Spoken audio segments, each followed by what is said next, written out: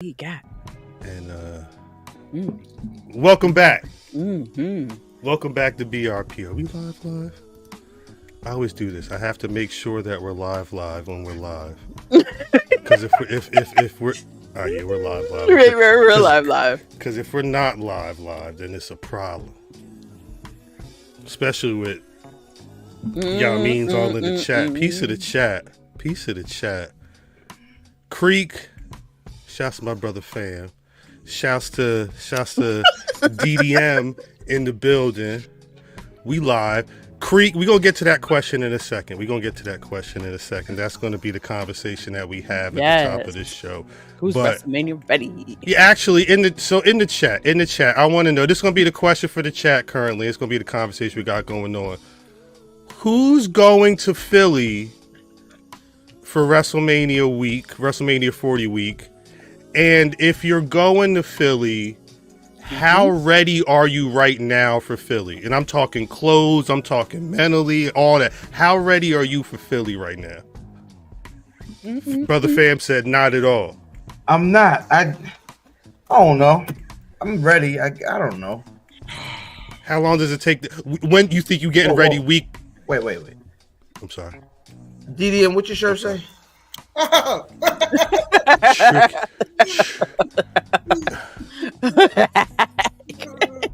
Chicken ain't easy. Yeah, we'll get to that later. Matter of fact, I should load that image just to have it in there. But wait, so Brother Fab, you said you're gonna be week of Maine. You gonna be like that Tuesday before, Wednesday before? I don't know. I'm about to put my time in now. I feel you. I'm gonna put my time in for my birthday tomorrow. Wait, you didn't even get the permissions? It's gonna happen. I know. It'd be funny to me how the employers be like, "Can you send me an email first before you put it in the system?" Yeah, you gonna get that email when I put it in the system because I earned my time. No. They understand. Like, I mean, I got too much time for them niggas fool me. You know what I mean? They like, listen, like, homeboy, if you please deny me. I have hundreds of hours of sick leave. Like, just pay me. Hundreds. Facts. Right. Pay me for them. So who's in the work said he's 0% ready. I'm taking notes. I'm 0% ready. You were saying something? I did get my Wale Mania shirt came in yesterday. Okay. I don't know what I'm wearing anywhere. Y'all not ready? I don't know if I started my style mat. The mood board. I don't know what a style mat is. I was gonna say, what's a style mat? Nigga, my style mat be like clothes. Mat. So work is 0%. We got a schedule. Okay, we have a schedule, and my birthday outfit ready. I don't know. Like, I'm ready. I got the jackets ready. I just got my ordered that chalk line WrestleMania jacket. Okay. I'm ready. Either I'm gonna do it or I'm not gonna do it at all. Right. So do we decide what song should be the theme for WrestleMania? Because I feel like the consensus has been Salute, Corey. Dreams and Nightmares, right? I love that, Ben. I feel like that's new Philly. Like, you know what I mean? I loved it. That was good. Shouts to the Patreon. If you didn't see me in the China shop, that was a problem. A problem. Sorry, guys. I'll send the link out to y'all later on. Them niggas is crazy. We showed her Stewart. It burns. Yo.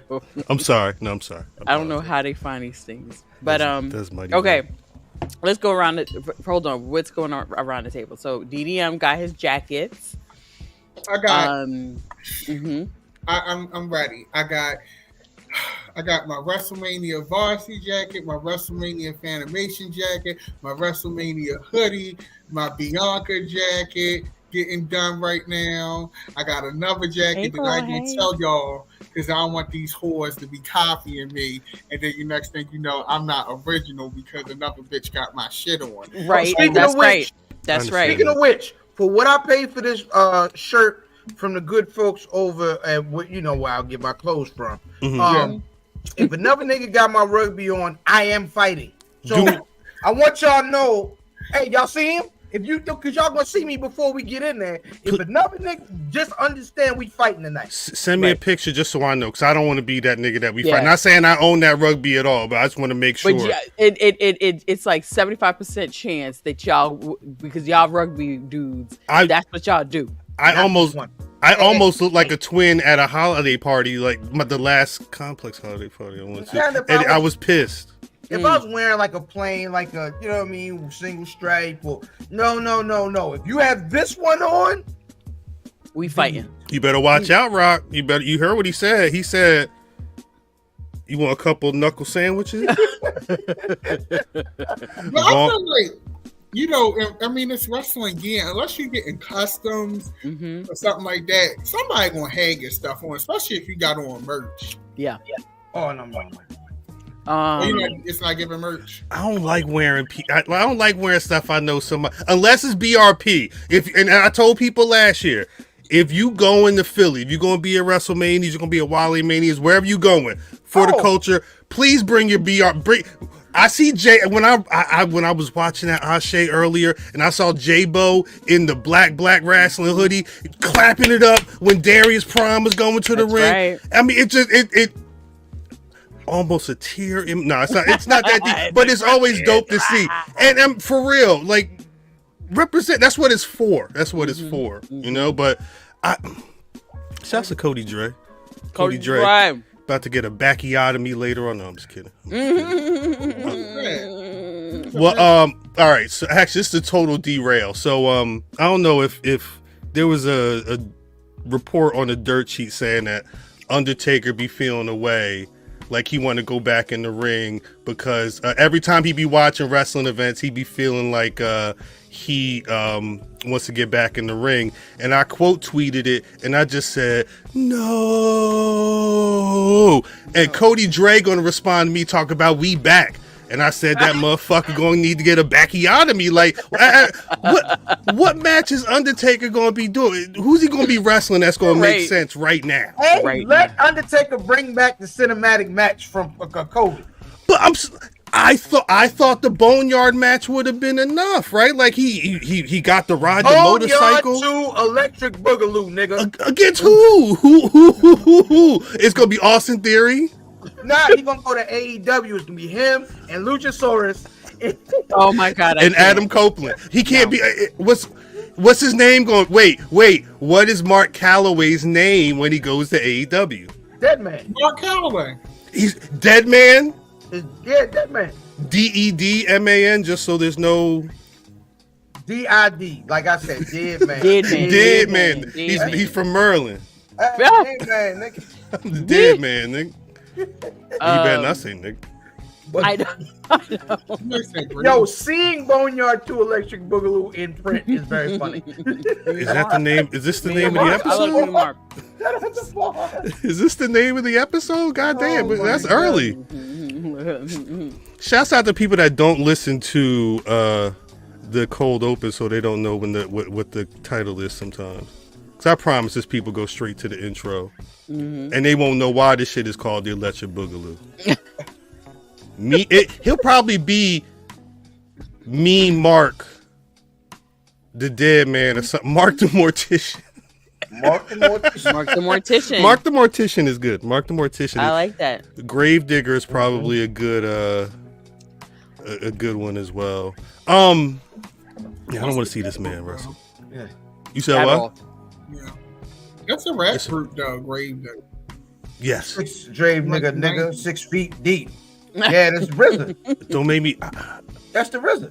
I have to try to not listen to that album as much as I want to, because that shit is so dark. But it's I be telling y'all niggas about Cal. Like, Cal crazy. Like, every nigga that tell you I had to finish. Look, I had to wean myself. I did. Like G to the R to the A to the V. I'm sorry. If y'all there was a good like 6 months back in the day where like that every day.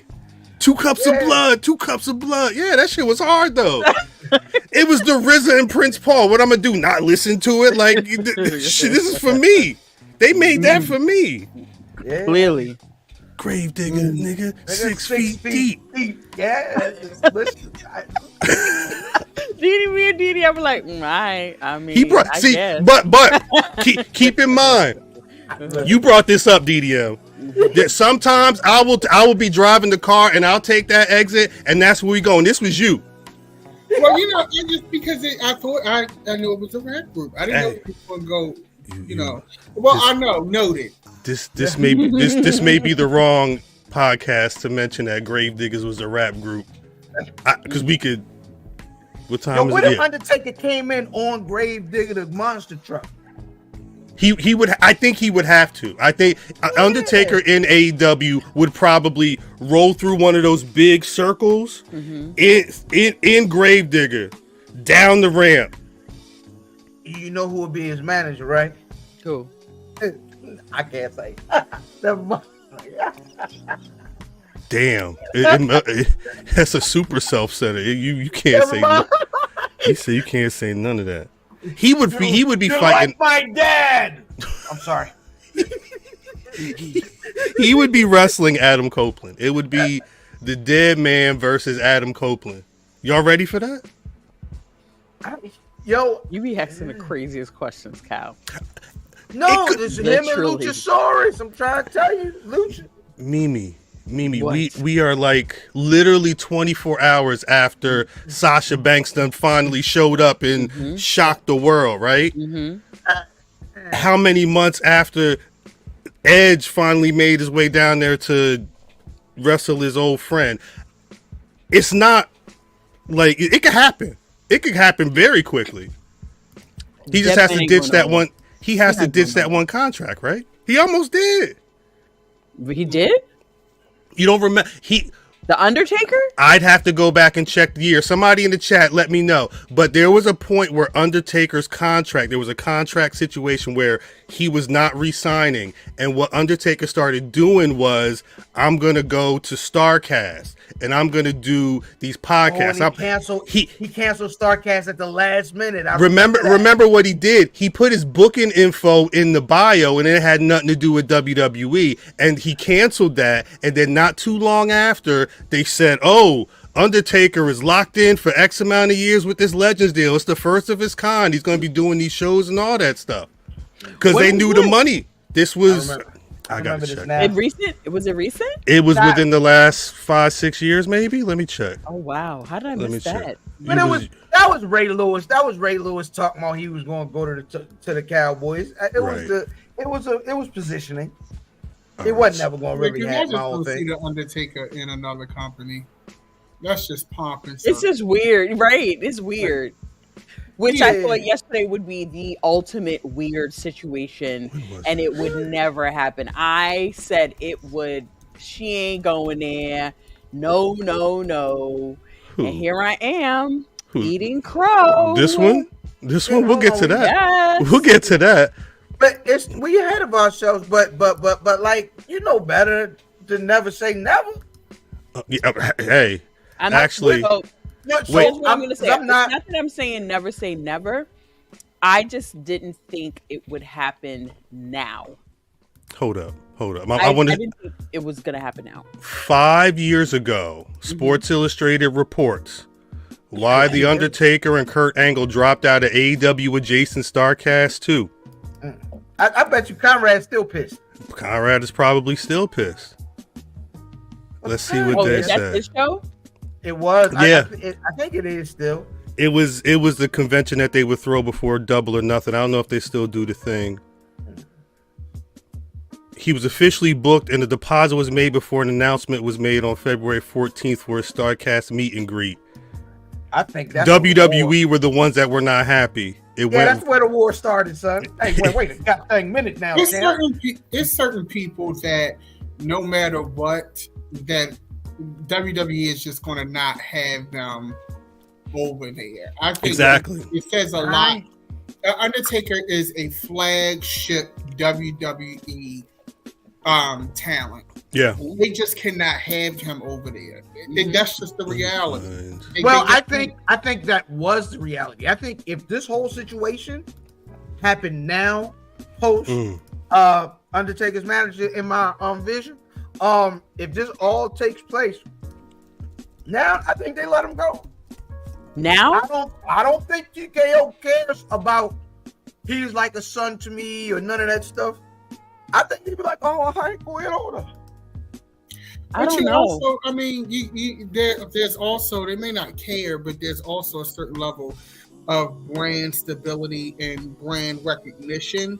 And there's certain people that when you think WWE, there's certain people that you just can't afford to have somewhere else, and that's Stone Cold, The Rock, Undertaker. Yeah, you just can't have them nowhere else. This is February 2019. It's like a brand preservance. Like you have to preserve that. That's part of their legacy. You know what I mean? Just like the other man is a part of their legacy. And the fact that he's still here. That was his tweet. I'm sorry, that was his. Look like it. I mean, he lost all that hair, but they said like Undertaker know everything right there. Somebody mentioned John Cena in the chat. Donnie, John Cena. Yeah, John Cena too. John Cena. Go ahead. I'm sorry. No, go ahead, Mimi. John Cena, out of loyalty, would never go anywhere, in my opinion. Oh, probably not. But yeah, I agree with that. That's different from what I'm talking about. Right. Is I think that was main man getting pissed when he saw it. I'm sure he went into a rage almost when Shorty saw it. Like, oh nah, this ain't happening. Facts. And I don't think them people there now have that level of anger about it. And they would have had to move very fast. Like, you know what I mean? They went old school. Cancel that. I got $1 million check for you right now. Oh, that's why the department ain't writing that $1 million check right now for him. Which you bring up an interesting point, fam, because there is, well, a lot of people are happy that Vince is gone. Yes, Vince had his faults and he's done some horrible things, allegedly, right? There's a certain level of brand preservance that comes with Vince. That in the TKO era, we don't know how that looks now. Right. And I am like, the first stop is seeing his Prime logo in the ring, which I get. But we'll have to, I'm still waiting to see how this works. Yeah. The Prime logo specifically?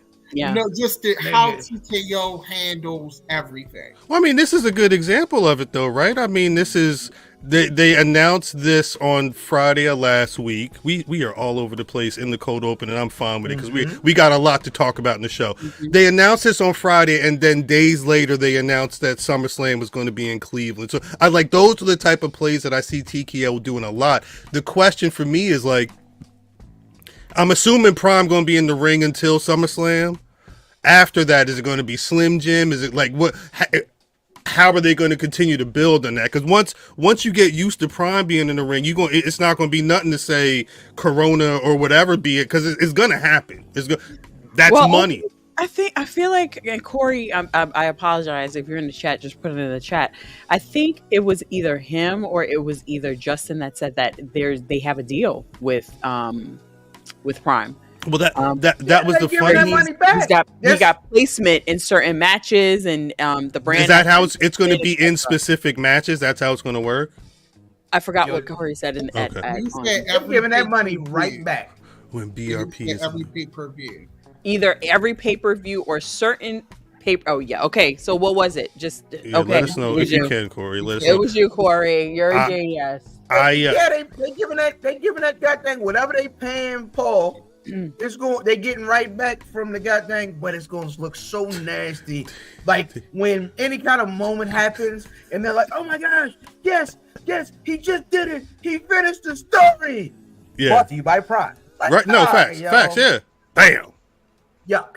But. Yeah. Well, that's what, we see the crunch. It's no different than the crunch and all that other stuff that they do. What was the other one? The Mountain Dew match. The Pitch Black, yeah. Like, it's nothing different from all of that, you know? Right. So for me, I'm okay with the Pitch Black because that's the one gimmick, and then it goes away. Not the whole show. The moments that we see now, like that, live forever. That they've always, my whole life, they've had a clean ring. Right. So now you're gonna have these benchmark moments, and it's gonna have that logo in the middle of the ring. to me, I just don't care for it. That's nasty. Is it the middle of, I wonder if it's the middle of the ring just for this, or is it going to be around the ring like it's been? I'm okay with the around the ring. I'm assuming it's the middle of the ring because that's what happened to KSI, right? Like he had to make sure that he got RKO'd in that motherfucker. So. But that was that KSI? But that was but that was a segment. I'm assuming that was KSI. It looked like KSI. Yeah, I think that was KSI right there. And I think KSI is his partner in this. Yeah, they're partners in Prime. Yeah, I didn't realize that. Number one, they were partners. Yeah. See, that was the brand. They own the brand. Like why did he like this? They're good. Randy looking at it too. We're like, yeah, look at that. Look at my nasty, Randy. You're nasty nigga, boy. I'm not mad. I'm not mad at the product placement. I think it's just the wave. I think for me, it's a deeper conversation. About the over monetization of a lot of things in this country, which that's a whole nother conversation for a whole nother day. But from what it said, it would be just pay-per-views, which, I'm okay with that. It's not uncommon. It's in every other sport. The WWE strives to be compared and in conversation with other legitimate sports leagues. So, it all makes sense. So did you guys see Foley's post? No. So Mick Foley, and I think this is kind of what put me in that mind state, is Mick Foley posted a picture of him and Undertaker, where he had fallen through the top of the cage and Taker was still up there, and they had put the Prime logo inside there. I did see that. Somebody retweeted that, but I didn't. Yeah. That's actually It's gonna happen. It's gonna happen. This shit, like it, hate it, it's inevitable. Yeah. It's inevitable. I saw Javon said he was shocked it was Prime and not C4. I was wondering. Last year, where I was staying in my hotel, the CVS that was right there, they had a pretty large cutout of Logan Paul with the Prime, but I knew that C4 was a sponsor. My assumption, shouts to Semper in the chat. My assumption is that this C4 deal is probably, like, if they did a deal with Logan Paul, I'm guessing that other one is going to the wayside because they were with C4 for a minute too. So yeah. Hey, folks, I'm gonna cut out, man. Y'all niggas kill it. Have a good show. We got it. Do your thing, my brother. Do your thing. Tell Kill I said what up. Yeah. For real. Yeah, shouts to brother families. Hold up. Bam. I'm trying. Is there anything else going on? Because we do need to get to people legit obsessed to go back and watch. Well, that's my thing. It's boxing, MMA. I remember it was a point, was the late 90s, early 2000s, where people were doing like those temporary tattoo. It would be like a whole back tat, be like, my website.com and some logo, but like they got paid 5 stacks or whatever, 5 figures, 6 figures, whatever, to have that on their back for their fight. It. Wow, I didn't realize that. Yeah. Do I have to find that too? Yes, find that. I need to see. Boxing. Now, do we think that these types of integrations and branding partnerships would work for AEW? They technically do that stuff. Yeah, they do it. Yeah. When they first came out, sorry, I'm trying to find this one particular you know what I mean? They were doing like Cracker Barrel matches where it would be literal like barrels with Cracker Barrel whatever branding on it, 2 of them, and they would be involved in spots in the match. It would be like a hardcore match, and at some point somebody was getting thrown into the Cracker Barrel or smashed with the Cracker Barrel, whatever. But this was early. This was maybe like their first couple pay-per-views, their first couple TV shows. Okay. Like literally 5 years ago. Because I can't remember me seeing anything last night. No, they don't do it like that now. I think they were actually doing more of that stuff in the beginning. Here we go. GoldenPalace.com. How GoldenPalace.com became the king of boxing marketing. Hold up, because this shit used to creep me out. not creep me out, but it's like you watching this shit, and then like all of a sudden, What? Bernard $15,000 to have this. I believe it was a gambling website. Is it temporary? Yeah, Okay. yeah, it's a temp tat. But this is like that's the evolution. It goes from in the ring to on a Yamin back. Wait, see henna. It's henna. Here she goes. You got to pull that. You got to pull that picture up too. Listen, I'm real good with the henna. Let's go. Let's get the little stencils so we can get you sharp. You trying to? AEW's major sponsor is Woo Energy. What is Woo Energy? Ric Flair's energy drink. He has an energy drink? It was announced when you don't watch AEW because she really don't watch. No, when they announced Ric Flair with AEW, Woo Energy was part of the announcement. It wasn't just Ric Flair joining AEW. It was Ric Flair's Woo. This is on Variety. Damn, hold up.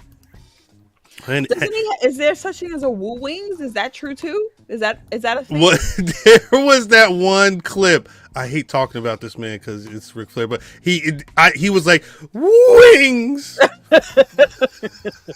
see, wings.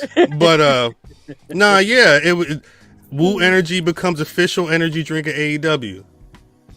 Woo Energy. That was November. This is when he got signed. Mm-hmm. Where can you get it? Can you get it anywhere? I don't know. I mean, it's so much stuff out there. I'm not drinking Ric Flair's drink. Lord, no. I don't like drinking that stuff to begin with. Like you be up.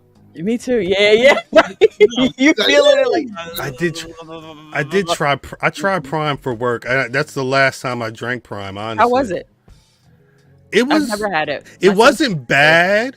It wasn't like a Gatorade. It actually had a little more flavor to it, but it was a little too sweet. But like I got the lime, whatever the lemon lime flavor was. It wasn't bad. The kids swear by it. When I tell you I had to trek, I went to like 7 or 8 different random spots, whether it was a bodega, it was Walmart, whatever. It was out for a while. Gone. I got 2 bottles still sitting in my refrigerator from when I bought it in November. I'm just scared to drink it because I don't want to fall out in my house. I live in nobody gonna be here to save me. Right. You may need that for Mania. I mean, no.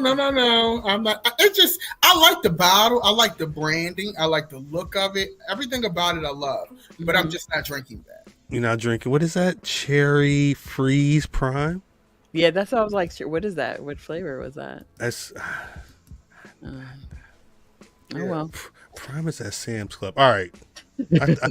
I think we've I think that's. I don't know when Brother Math is coming through. Brother Math is Coach Math.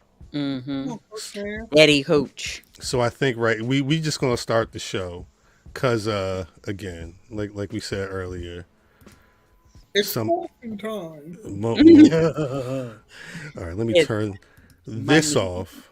Let's turn this on. Greetings, wrestling fans, and welcome to another action-packed part of All-Star Wrestling.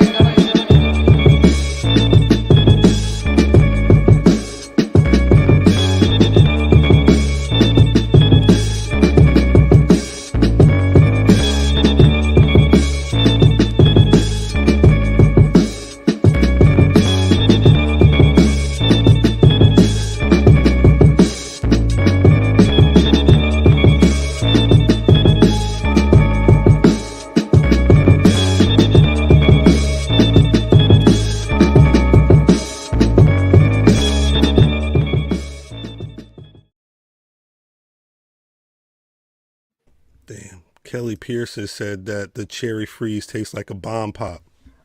Mm. Is it? It really tastes like anyway. Welcome back to BRP. If you've been rocking with us for about 29 or some odd minutes, you know that God is really still working on us. As always, this is the old intro too. As always, it's your boy Cal, your former reigning, defending disputed BRP predictions champion. Damn, see, you know what happened when they When they go off camera. sometimes you're the champion, and sometimes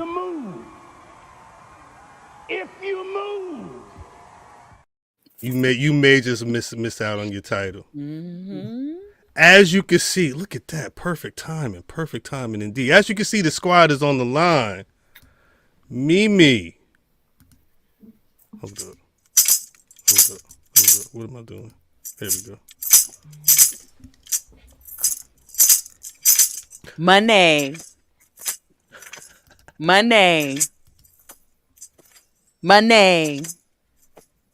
We here.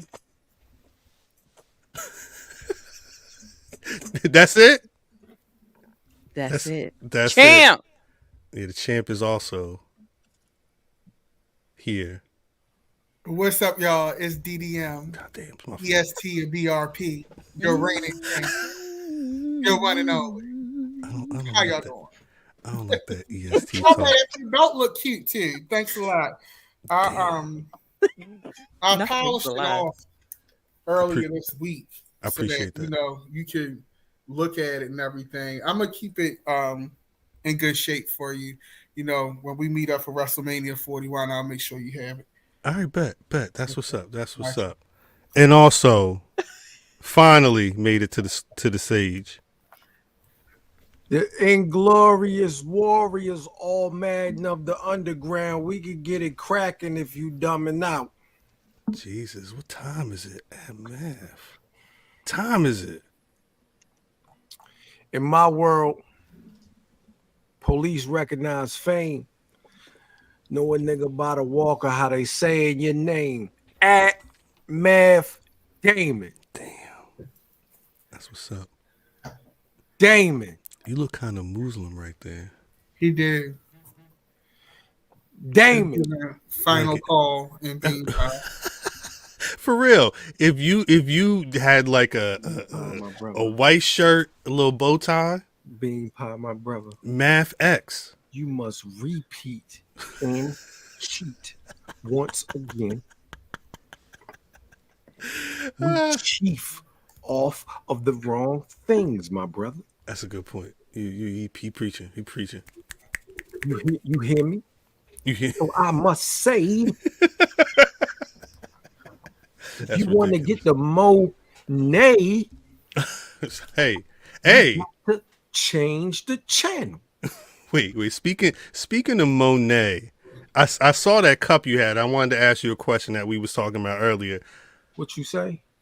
How ready are you for Philly? I'm gonna say 0%. You sound like your cousin. 0%. You sound like your cousin. I'm not. What does being ready mean? Well, you're the. I'm gonna buy a new thing of white t-shirt the day before, a couple days before.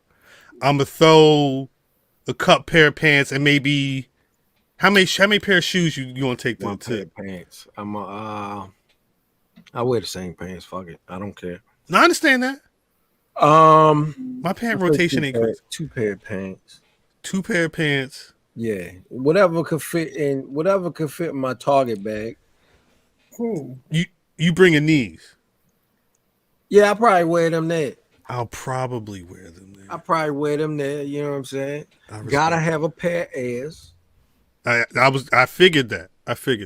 Gotta have some shit. Gotta have some shit to match the shit that we about to. You know what I mean? Right. When we partake on the city. Actually, I got a pair that go perfect. When we partake on the city. I understand.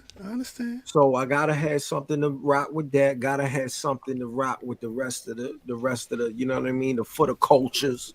For the cultures. We front row for the culture. Whoever's gonna be at for the culture. So, you know what I mean? Guy has something for the culture. That's the whole family. You know what I mean? DDM, right. Yeah. Us. Gang of Langin. Rocking them. You know what I'm saying? It's only 3 people that I know that. It's only 3 people in the chat that I believe I saw that said they're going to Philly. Corey, I'm not sure. Corey gonna be to Philly. No. I'm not sure. I don't know if he's gonna be here for the culture. He gonna be. We're gonna be here for the culture, so we gotta have something for the culture. He gonna be buying. We gotta have something for everywhere else that we go to. The superstores, super duper store. I got something for Cat Soup. Don't worry. Okay. I seen your post earlier, Cat Soup. Don't worry about it. I got you. So we gotta have something for that, and Thank you. Brother Fam said Math going to Philly, but those glasses got to stay in 7. No, I gotta give them back to your mother. Wow. All right. So on that note, now, nigga. On that note, we've officially gotten on the BR Prius. Do I saw the BR? What? I don't know if I got the BR Prius picture. Don't put that. Don't bring that up, right? Don't bring that up. No, hey, man, you know what? Black Lives Matter.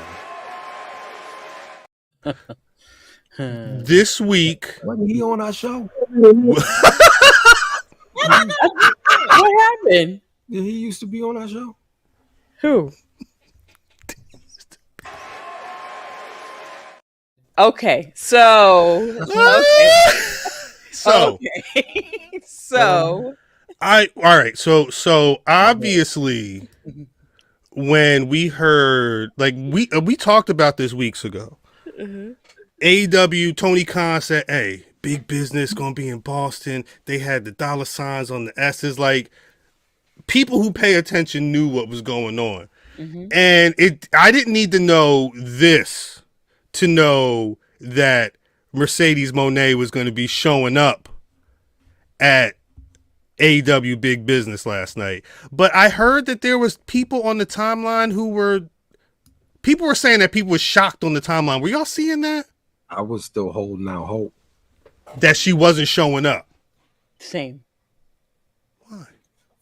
Because I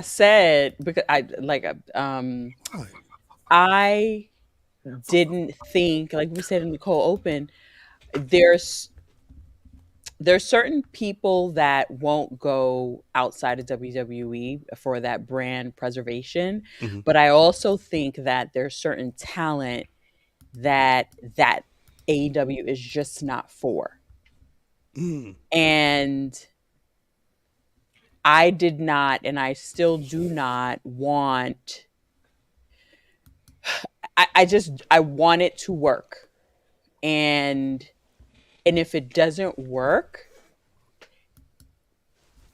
it's just going to be not good, in my opinion. And it could be a situation where people will not admit that it's not working. But that is not, like, even right now, like, I want her to be happy. I want this to work for her, but I still feel like that's not where she belongs. I saw this conversation that Vin brought up. Vin said casual fans didn't know, been saying Tony should have announced her, tell people why they should tune in. I was listening to the Wrestling Observer, and there was a conversation. I guess there was talk about, somebody must have said something about why didn't they actually announce it? And because they were like, look, I mean, regardless of what you're saying, the person that's Tony Khan is called a promoter. That word is used for a reason. That there's history with terms like that. So I think there's a case to say, if you announce the person and let people know at this time on this day at this show this person's going to be here, people are going to tune in, especially the Monets. Right. They tuned in to New Japan. Grizz said, "Holla black people. Hold up, black people got a wrestling podcast. I found my black rats." What's good, Grizz? Rats cracking, y'all. I saw it around like, well, I'm stumbling on my words because what's cracking? He's with that Thursdays, Grizz. Yeah, fact. Yes, come through, Grizz. Every Thursday. You home? Every Thursday, 8:35 p.m. Eastern Standard Time. Sometimes 8:30, depending on what's going on. Yeah. But do yourself a favor, please, Grizz. That's right. wherever you at on the YouTubes, find the subscribe button, hit that. If you want to hit the bell, do that. That's fine. But to hit the subscribe, hit the bell if you want to know when we on. Right. And buy that album. Facts.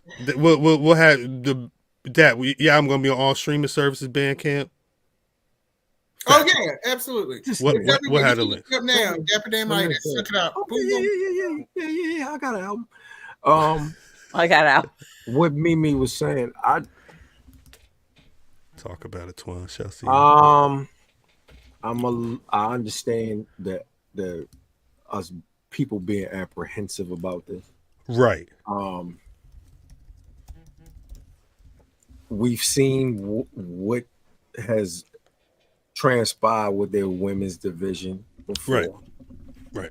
But the way that it's been looking the last couple weeks, it looks like some changes have been made. The fact that you got this big business alone, the fact that happened shows that, you know what I mean, they're trying to turn some things around. So hopefully, you know what I mean, we holding out some hope for this one. A lot of it was highly anticipated.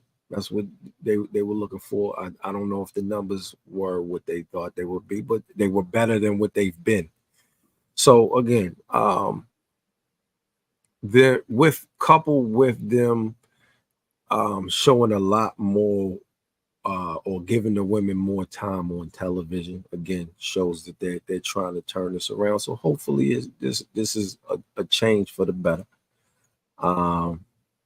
I'm optimistic about it. So same. You know, I think it'll be it'll be good for someone. Not for her. For someone. It could be good for AEW because they're showing that they're attempting. I think last night was an attempt to put their You muted. What happened? In a better position than what it's been. What they want. And it can't just be good for her. It can't be good for just him. It has to be good for the division. It has to be good for. That's what I'm saying. So it's possible that that her helping everyone else helps her in the long run. If that makes sense, I hope that makes sense. No, I hear you.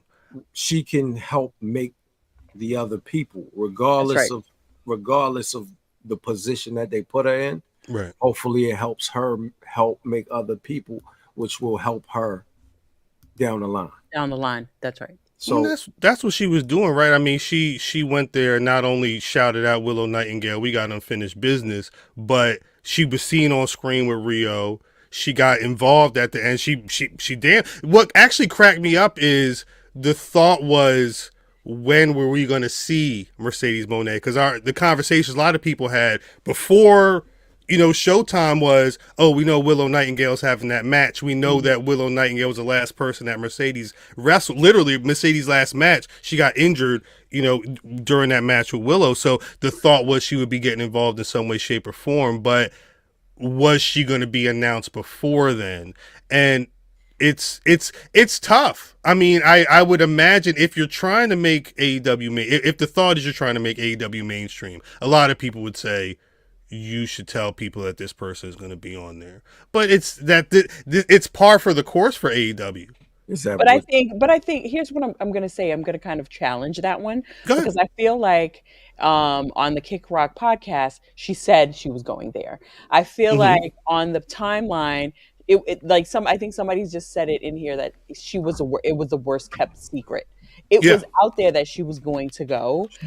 All the clues were in the graphics, and she kept tweeting. She was super, super happy. So at the end of the day, you know what I mean? Like, I don't think pre-announcing her, maybe or maybe not, it would have helped. I don't know. But I feel like we knew it was happening. You know what I mean? Like, we knew it was happening. When I saw that the whole partnership thing got cut up way before,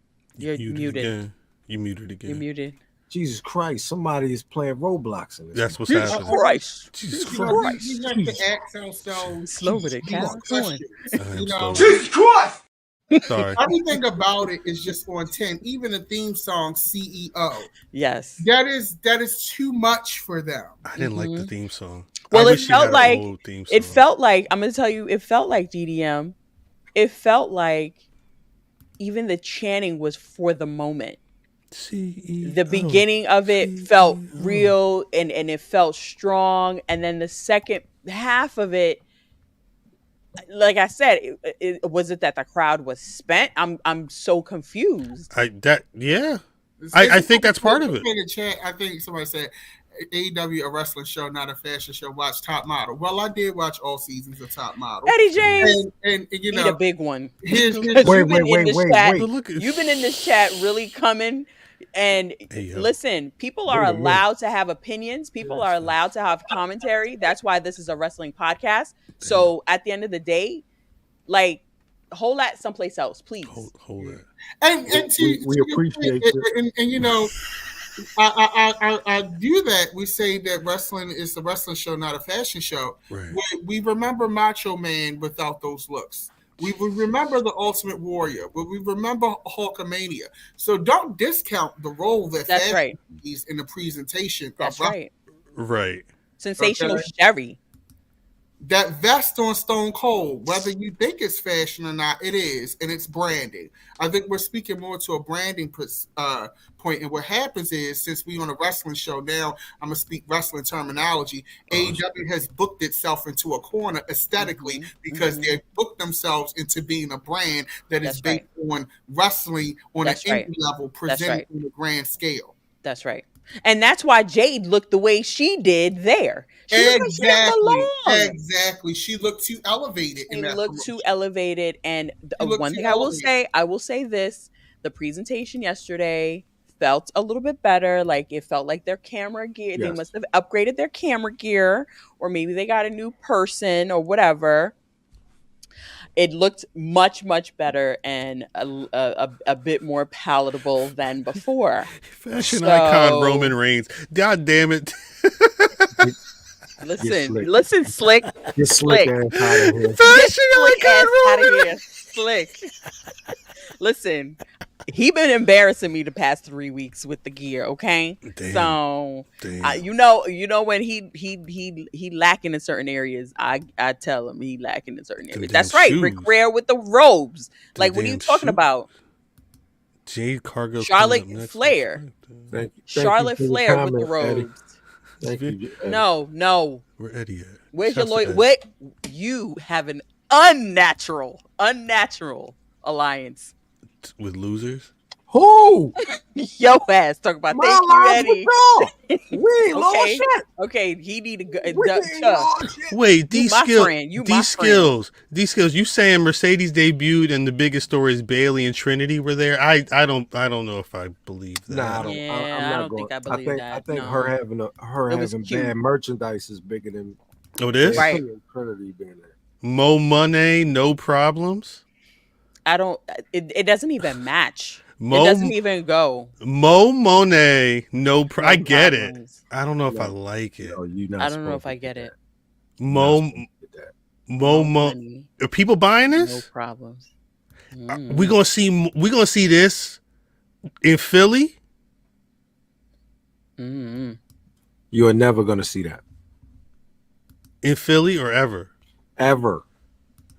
Mo Moné, no problems.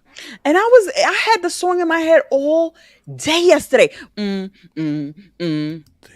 And then did you? I forgot. Yes, all day. And then next thing you know, this thing pops up, and I'm like, "Who is that? What is that?" And then I see, and the only reason why I knew it was her is because it says CEO. Yeah. CEO. It's giving you were looking for jump. It's giving Wu-Tang forever. Yeah. You were looking for Somebody jump. said Death Row. No, yes, I was looking for jump. It was in my head all day yesterday. The writing on this is it's like that Death Row with the electric chair. I mean, I think the writing is the globe is obviously woo wear. or Wu Tang. Like that's some. But then somebody said Cash Money with Cash Money. But the chat just said it's Whitty Hutton. It's definitely Whitty Hutton. Chat said all it was Whitty Hutton. Y'all are deep. That's crazy. What is this? You never saw this? That's Brumman. No. Brumman. This is all right. Brumman had a shirt. So Mimi, what had happened was, if I'm not, Martin lost a job, right? Okay. Yeah, and fired him. And Stan fired him, so he needed to get some work. So while he was trying to figure out another job, Brumman Brumman hit up Martin and was like, yo, I'm going to the Whitney Houston concert and sell these t-shirts. You down? And he was like, yeah, whatever the case may be. Let's go. And then he went there and the shit said Whitty Hutton. He said, Brumman can't read. World tour. World tour. It was Brumman in a bad wig. It was Brumman in a bad wig. From the fifth floor with the slow bob. I can't. I'm sorry, Whitty Hutton World Tour. Yeah, that's. I'm not. I'm not saying that's this. I'm not saying I'm gonna cop this though. This is not the shirt. Nah, that ain't it. I saw they had green. I was there shirts. I didn't like that shirt either. Where is DDM? Because I know. The only thing that I didn't like with the whole get up was the wig. Oh, because it said. I'm just tired of. I don't like it with the slick back. Well, no, I just don't like this. I don't. It's got the dollar signs in the back. It said All Elite CEO. Like I just think those wigs are super busy. They're good for once in a whiles, but I don't like them anymore. Well, we definitely know that her and Naomi are still friends because they had the same wig stylist. Right. So we know that that's still a thing. Right. I don't mind it. It's just that I noticed, and this is crazy only because my aunt did hair and I grew up in hair salons, is that whenever they wrestle, it gets a little messy. Yeah. That's the only thing. I think the bottom line is this, because one thing I do want to say, I'm happy that a woman of color, black one, is Sasha Black? I want to miss Sasha. Okay. She's Snoop cousin. She's got, I think her daddy's black. This is Black Rasslin Podcast. So I'm happy that a black woman can command this type of dollar and command this type of attention and command being presented in this way. So I want to be very clear. I'm doing my ill fam hat right now. I want to be very, very clear that this is monumental. Yeah. And quite frankly, it is historic. Yeah. That's the reality. Fact. However, two things can be true. We got to remember that in life. Two things can be true. It can be historic. It can be something that you applaud, but also too, it could look a little odd because of how she's presenting. This isn't a superstar promotion. And so therefore those same aesthetics and I had, and people, kind of came for me a little bit when I said the same thing when she was in New Japan. They was like, well, they don't clap for anyone and all that. To me, it just looked out of place because of how those promotions are presented normally. Yeah. Okay. So that's my only thing, but I do wish Mercedes Moné the best, because they used to call her Mercedes Money, and that is not it. It's an accent mark over me. Did they call her Money? Yeah, they did. I didn't notice it. I got to read it back. Money, and it just drives me crazy. But I do wish her the best. Yes. I am a fan. I did go and buy not that shirt, but I did buy not that one, but I did buy I bought one of the new ones, but not that one. And so I wish her the best. Two things can be true, and I think it's important that we find a happy medium and allow people to express things that are areas of opportunity while still congratulating. That's right. People. That's right. 101,000%. I guess we'll see what happens. I guess it's one of them things where JR will call it Sasha by accident. Just wait, it's crazy. That's crazy. That's crazy. No, for real. He's definitely gonna do that. That's definitely gonna happen. Oh, I thought he said. I won't be surprised if others do it. They don't put him on regular TV. Yeah, well, they better coach him. Do not say do one of them. Do not say list. Don't say title, belt, whatever the fuck it was. Nigga. Shouts out. We don't have a DNS list. Some spots do have DNS lists where like it's us. BRP. We don't have a list. Well, there's. I think with BRP, we know there's things that we can't say, but we don't have a list where it's like here refer to this if you want to know what we're not allowed to talk about. Yeah, number 51, number 52. But that stuff still gets brought up. It does, but we don't discuss them. Looking for that spear. Oh, the trash can! He just jumped right in there. He jumped. Did you see? Wait, DDM. Did you see? He jumped right in. Like they said he got caught in the trash can, but why? Looking for that spear. Oh! Jump. He said. This is pro wrestling. Y'all already know what it is. Yeah, this is. I think it made that Mario sound when he go down the. Looking for that spear. Oh! Sim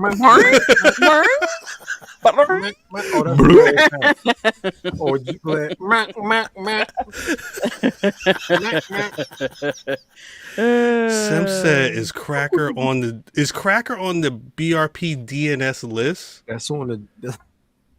That's on the list. There's not a list. There's not a list. I don't know. He says it on.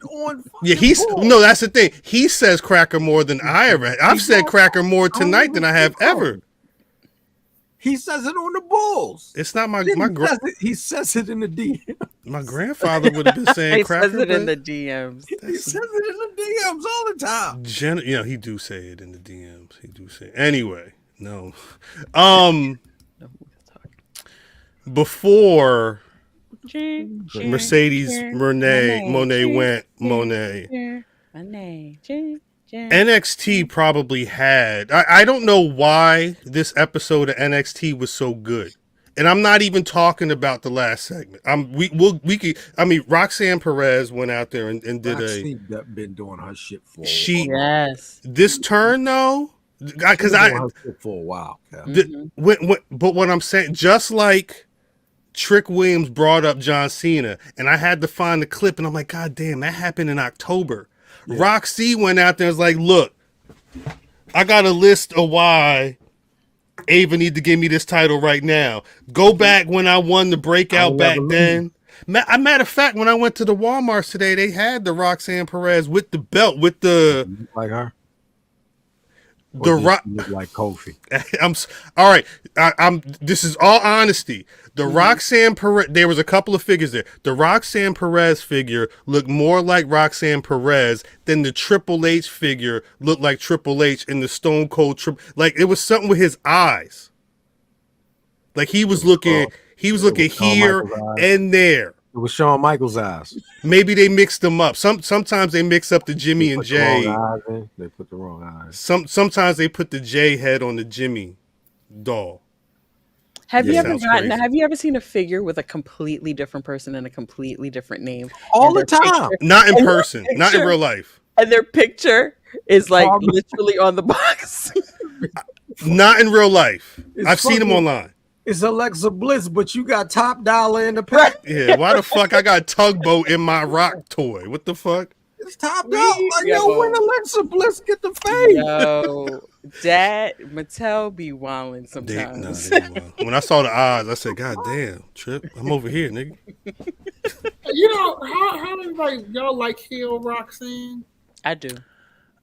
Yes. Don't you do it.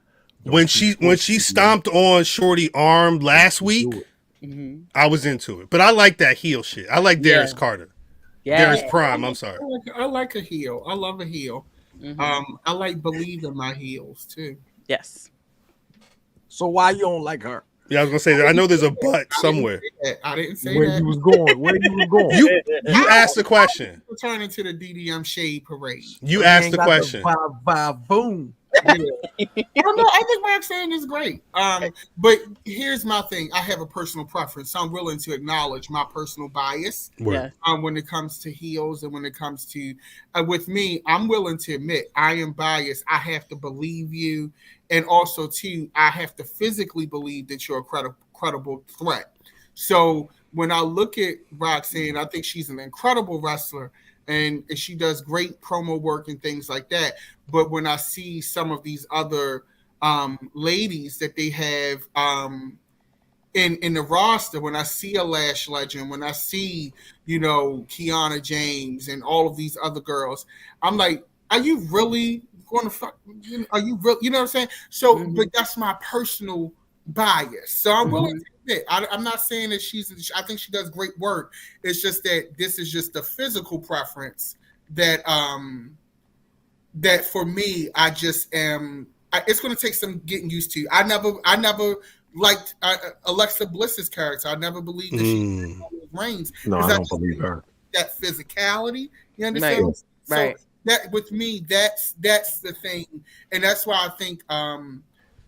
Especially with the way that Triple H is building his women's roster on the main roster now. Good point, Joey. They have Triple H loves a muscle woman and he loves Asian women, and you see that reflected on the main roster and who's getting pushed and who's what you want me to say in prominence. That's my thing. I think Roxanne is great. Yeah. But I have to believe my heels, and sometimes I don't necessarily always believe it. But DDM, you did mention like former collegiate athletes, though. You know what I'm saying? And that not everybody on the roster fits that. So when she's going up against what's Santino's daughter's name, somebody like that. Ariana Grace. Yeah, Ariana Grace. Oh, that's Santino's daughter? I didn't realize that. That makes so much sense now. Yes, Cal. So that makes so much sense. If she's going up against somebody like that, is it more believable for you? Well, the Ariana Grace character, that's with Ariana Grace, she has the build that I believe more. Understood. Also, too, what I like about that character is it's a beauty queen character, but what I'm liking is when I see her in ring, there's a mean streak that shows. Yeah, that is a nice counter to what that character is. Right. So when that mean streak comes out, it's striking, and I actually believe it because she has she's selling it to me in a way that I believe it. Yeah, it's sold. Right. It's sold. Yeah, she's got to believe it. And with this heel character with Roxanne, I don't always believe it. It's like watching an actor go in and out of the character. Sometimes. You know how when you're watching a film and sometimes one scene will be really good and then they'll take you out of it because that's kind of like how it is. Somebody brought up Rio in the chat. She's another one, amazing wrestling capability. But am I supposed to really believe that Rio is? I can't believe it. You know what I'm saying? Right. Like, And I was sitting on the edge of my seat yesterday, like, she's about to lose. If Willow's about to lose this match, I'm really supposed to believe never turning that this little girl. It could have happened because that's what she looks like. She looks like a build of a 10-year-old girl. That's why I cannot. It's not like it had that. It wouldn't have been the first time. Stop. That's why I can't believe the other one. What's her name? Liv. I can't believe that she's a threat. Revenge. Liv tour? Morgan. Yes. Like and Hook, mean? that's the same thing. Like yesterday, I was infuriated by that Hook match. But you know what, though, Mimi and Math, I don't mean to interject, but this is why weight classes exist. That's right. They exist for a reason. That's right. And when you get rid of weight classes, that's right. You now have everybody in this one pot. And if I'm a person that loves chicken, that's right. Me. And I see chicken next to lamb, I'm going to be like, which one? You know what I'm saying? Right. I'm going to have a preference. EO, Well- somebody brought up EO in the chat. EO's not that big, but EO is believable. That's right. She feels strong. Right. She is selling me. Well, she's the very fairness. compact, and she's like Right. like more. And I feel Right. her Like- hits. I sometimes when these girls are wrestling, and some of the guys too, I like to feel the hits. Right. And if I Me can't too. feel your hits, it takes me out of it. And Right. and maybe that comes along with selling. You know, maybe it's how you're selling it, how your opponent is selling it. But weight classes exist for a reason. And I Okay, really think Cal. they need to get back to that. This Right. nigga need therapy. He do. I watch. You know what I was watching? I was watching. What's that comedy with Three Kevin strikes. Hart? No, Kevin Hart and the other one, and Will Ferrell. What's that? When he was going to jail. Get Hard. Yes. I never saw And that in movie. this- That's what it's called. Okay. So in the movie, he's What's the name of the movie? teaching Get Hard. Will Ferrell like how to act when he goes to jail, and Right. that was part of. He was like, "You better get ready because when you up there, you got to protect yourself because gotta all you fight gonna people hear first. is, Get Hard. and you over here going, Yeah. Well, yeah, that's fact. I don't want. I never Okay. wanted to see that. Was that? I never funny? saw it's funny, it's funny, it's I never- funny. Is it funny? I've Yes. never seen this. Funny, It's or corny, funny? funny. You're gonna laugh. Like You're gonna Step Brother funny? Yes, This movie almost yes, 10 years yes. old. God damn. Yes. It's I 10 years literally old? was watching it before I 2015? came on here. Ah, I just You- do dumb shit like that. I was watching San Andreas earlier. you know what It's I? so fucking random. You know what It's I watched? So random. You know what I watched earlier? What? Because right now the car jitsu championships are going on. You ever heard of car jitsu? There was No. fight when they fighting in the car. No Yeah, cow. literally. What? So what Car, happened? jitsu, car, like literally. Some Yes. some DDM left. So some Russian dude, I believe This he's nigga Russian. Crazy. This nigga crazy. What they do, Mimi, is two guys, right? Or two. It's two people. I don't know if No, I've ever it's seen funny. women do car jitsu, but I'm not saying women don't. I just haven't seen it yet. It'd be someone in the driver's In the seat, car, someone in the passenger seat. and they fight. The horn sounds, and they basically doing MMA Get in slick the out car. chair. Get slick out the chair. What? But what? Not funny, slick. Get slick. It's a that's crazy. Chair.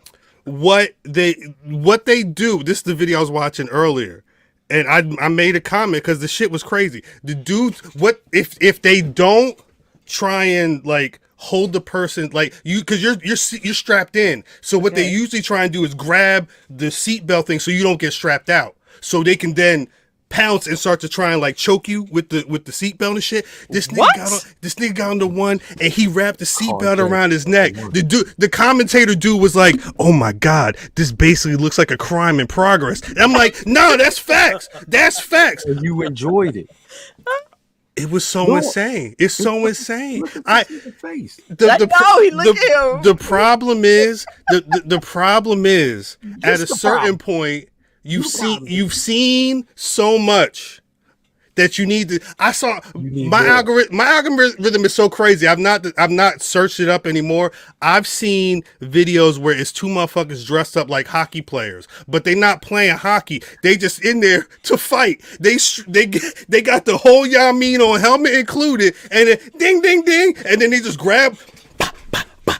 Yo, I can't. right now, I ask everybody in the chat to donate to send Cal to therapy. Yeah, patreon.com/Black Rasslin. Pay a 1, pay a 10. We gonna watch car jitsu on the bulls, and I'm not gonna hit somebody out in real life. Send this nigga to therapy. Google car jitsu when you. Matter of fact, hold I on. watched it with you. I know you did. So I know you just as did. sick. So you just as sick. Well, He sent that to me. I made him watch it. I made him watch. That shit was fun. He made you watch it. That shit is fun. Check this Hold shit on. out. That's Just what so you think I'm crazy. You think I'm crazy. Look at this shit. Look at this shit. Look at Javon is looking Look at it this up. shit. What? Look at this shit. What? DDM Put his outfit literally- on? Look at this DDM shit. said, "Yo, I'm out of here." Yeah, DDM going. He said, "Fuck this shit." Oh, they do have women do it. Look at All right. Anybody can get it. Look at what's this. the prize? What's the prize? I don't know if it's prizes. You- That will one they- looked like it was Will we get booed? Becky Lynch. Will we get? It did look like Becky Lynch. It Will we did. get booted if you play a clip of that? Maybe. I No, don't do it. See, Don't do it. Don't Don't do it. I want to see the women fight. That's what do it on. You want to see the women fight? Pay the 1, pay the 10. I gotta pay to watch it? No, but you gotta. You let me know when you were around. Look, when you turned it off, he came back. They done choking people in cars. Bet. Nah, so actually, I'm glad y'all mentioned Ariana Grace. I was working out earlier, and I was getting it in a little bit too much. So I had to heat up my neck pad. That's why I got this neck pad around my neck because I'm sitting in the chair. My big ass is in this little stool. And I'm back support, so I had to put my neck thing. I understand. My back. Can y'all donate for us to get DDM a chair? Yeah. He need a new chair. A neck pad. A new neck pad. DDM a chair. You know who else need a new heating pad? Your girl Ariana Grace. No, Cal. You picked that. How did you get that screenshot? I googled Ariana Grace NXT and this came up. Yo, get out of here. I didn't make that. It's not. It's the funny thing. No, but to DDM's point, because when you said it, you're right. Before this happened, that referee went to the one side. Ariana Grace, she kicked. That's why Gigi did it. She kicked her up in the groin, and then Gigi said, "Apaya." Thank you, damn. Thank you, damn. That's the thing, though. I really love karate classes. I really like Ariana Grace. Like I do like her. Yeah. I don't like the character. I think the character is like wrestling 101 to me. Facts. But this is how I know Ariana Grace is great. And I don't go up for every girl. Right. But this is why I think she's great. Because even with the shit gimmick, when she gets in ring, she does. I'm intrigued. Yes. I want to watch. And when she shows that those mean streaks, I am excited. Right. Yeah. You want her to win, right? Yeah. Even with a shit gimmick, because the gimmick is shit. It is. It's wrestling 101. But she makes you like it. But she with a shit gimmick, she's made me say, I like this chick. Who is she? Yeah. I'm interested to see where they go with this, how she grows. I'm invested in where this is going to go. The wild thing to me is, it's like they gave her father a bullshit gimmick. Yeah. Yes. And he won with it. Yeah. And they said, you know what? Let's see if you know what I mean? Do the same. See if you really can do if you really cut. And she's doing the exact same shit. Like I said, I legit didn't know that was Santino's daughter, but when you said it, it made so much sense. It made so much, and because to DDM's point, I did not like anything that Ariana was doing. I was not a fan until I saw the match, because it all came together when I realized that she's crazy, but there in the back of the mind there is that I could kick this chick in the groin when I want and win this match when I want. Like I like that, and I want to see that develop, especially because I don't care before. And we'll get to it in a sec. Before this, this was the most viral image of Tuesday night. Oh my God. Yo, that's crazy, dog. Okay, Cal. Okay. I didn't do it. I'm just documenting what happened on the TV. Nah, so nigga, dog. What the thing was, we knew that Trick Williams was going to be making his return on NXT, and we knew that promo was going to happen. I was not prepared for any of this. What is going on? How did we get Black love? All right, so what had happened was... How did we get here? So what had happened? So, end of the show, Trick Williams. Yeah. Look. Well, I just want to set the stage. So, Trick Williams... He has to say something. It's been a minute since he said anything on the TV. So he had to go out there and have a conversation, right? Let the world know everything. He laid it all out. I knew you was hating on me. John Cena told me you was hating on me back in the day. I don't roll with people like that. It's supposed to be my family. What's up? We gonna go head up. And they did announce it today. I think it was Sports Illustrated. And now the tickets at the Wells Fargo is $800 a seat if you're trying to sit there and really see that match. I hate it. I think it's great for NXT though. No shade. I think here's the thing. Number one, the aesthetic of Lash and Trick together is going to bring in some casuals who are like, oh, we see, like, the thing that's great about this is Lash and Trick look like black people on Love and Hip Hop. They look like black people that we see in everyday life at the hair store, the barber shop. They have an everyday but elevated quality that is going to speak to people in a way that WWE hasn't quite done yet. And that's what's really special about this. Also, too, to bring this in, we've never seen a black love story in wrestling. Look at this image. I love this image. Look at how it looked like one of them novels. It looked like a Roman. Yes. A lover's paradise or some shit. Yeah. Yes. You know, that's what it is. And also, too, Lash is getting better.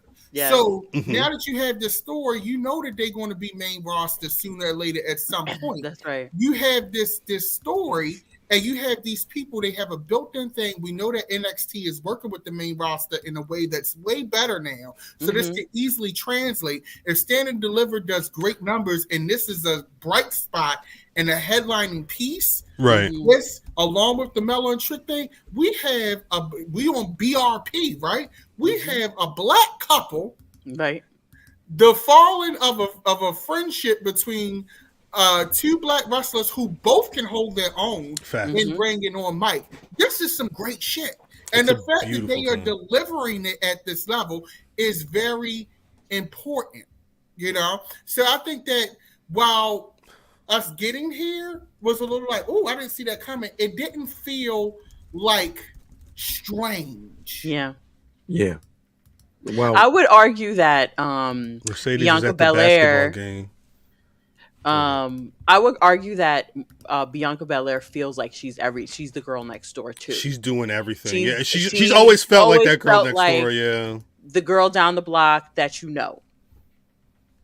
And that's true. But she's the girl down the block that you know that you like. And it's like, okay, girl, Lash is the girl that, you know who Lash is? She's the dope dealer's girlfriend. Yes. She's the girl that got the YSL purse in the club. Yes. I like that. In high school? Yes. In high school. She got a section in the club. She got bottle service. She go to the best hair salon. That's right.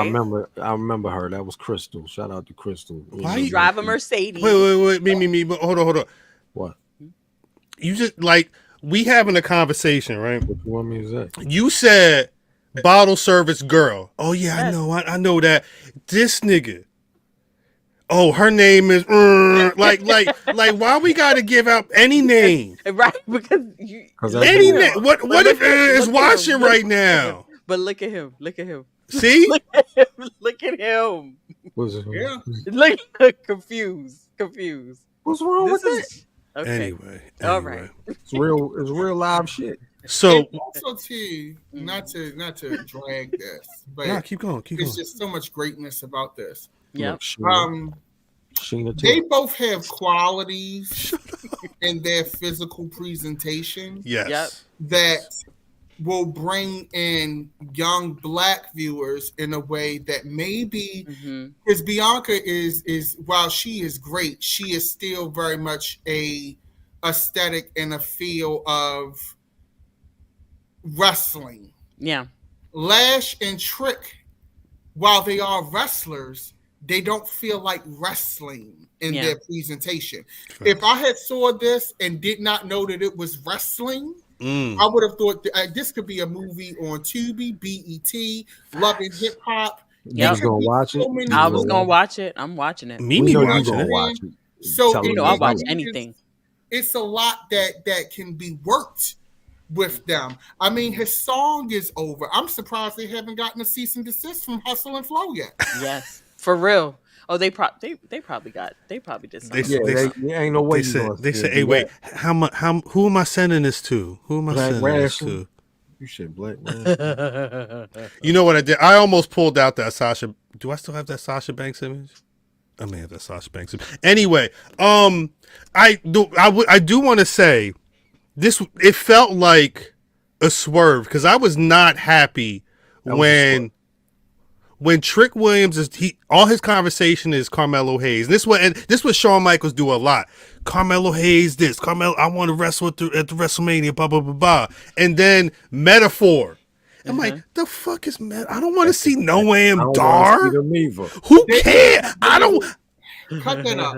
I didn't want to see none of that. But they start scrapping, and Trick holding it's 4 people, 2 dudes, 2 women. He holding his own against everybody because Lash came with the hand. She was trying to slap him. She one of these. That nigga said, hurt. That's her. Hurt. You saying she got to work on the acting when she trying to fight her man? Is what you saying? Correct. Let her go through your phone a couple times. Trick. Don't listen to this man. If you trying to make something, you getting triggered. What I'm saying is, I don't want Trick I feel like you're getting triggered. I don't want Trick to be getting in those situations. Lash definitely wanted to touch him. But you know what? I love that about Lash. Let me tell you about Lash Legend, and this is why I want Lash Legend merch. Yeah, I'm glad that they don't have it yet. Talk about what I love about Lash Legend is, and I say this out of love for Anne Riel. Big shade. No, I really do, because I live for her. Is she's not a great actress, but it works. Yeah. She is very much Lash Legend. Like, she is just who she is. Right. Yes. Right. It works in a way, and this is what I talk about when I say believability. Okay? Because at the end of the day, yes, this is pro wrestling, but it's always also a goddamn TV show. Facts. Okay? Facts. When I see Lash, it is giving BET in the most authentic way. Right there. You know? Yes. Let's freeze this right here. Let's freeze this cow. Now, please do. I love her. Look at her homegirl on the end. Yeah, Jakara. It don't go together. Jakara the Starra. I don't believe homegirl on the end. The homegirl on the end, she still got to figure it out. Yeah, there's a lot going on. She does, but I love her. I still love her, but she does. She still got to figure it out. Yeah. But Lash, last night and her most recent matches proved that Lash is time to call Metaphor Meta 3. Yeah. And put her into Destiny's Child need to lose a member. You know what I think? It's time for her to move on. You know what I've been feeling? I've been feeling like every time I watch an episode of NXT, it feels like they motivate. I'm trying to drink the mother. Let's go, nigga. Come on, God. I'm trying to drink this. It feels like they're motivated by each other to go the extra limit.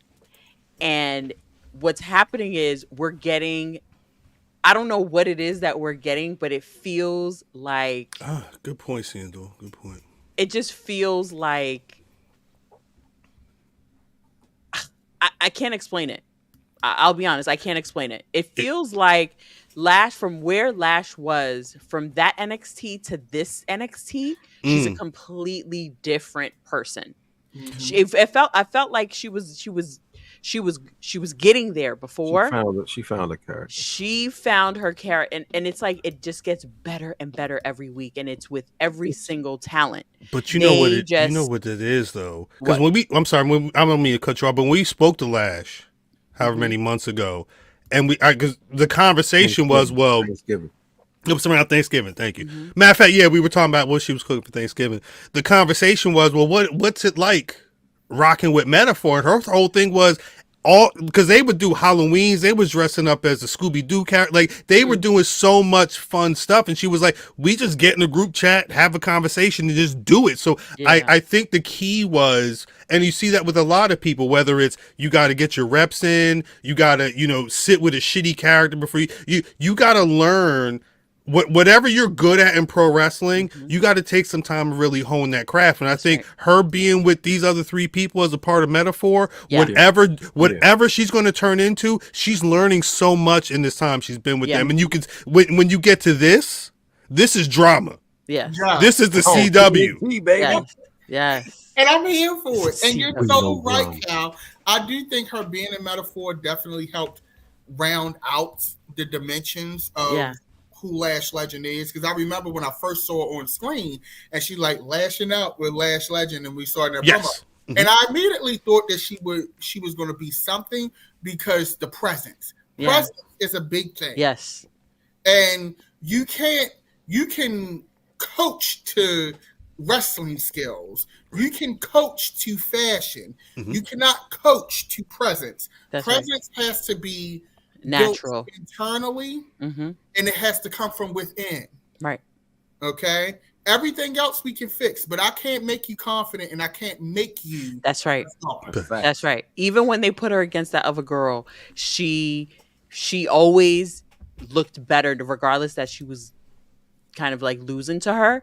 She always it just felt completely different. And I think Noam Dar, yeah. he's a veteran, and I think what he's doing, I can't imagine that he's not helping each and every one of them, especially her. That it's just so great to see that show. When I do watch it, it just feels like the whole roster pushes each other every single week.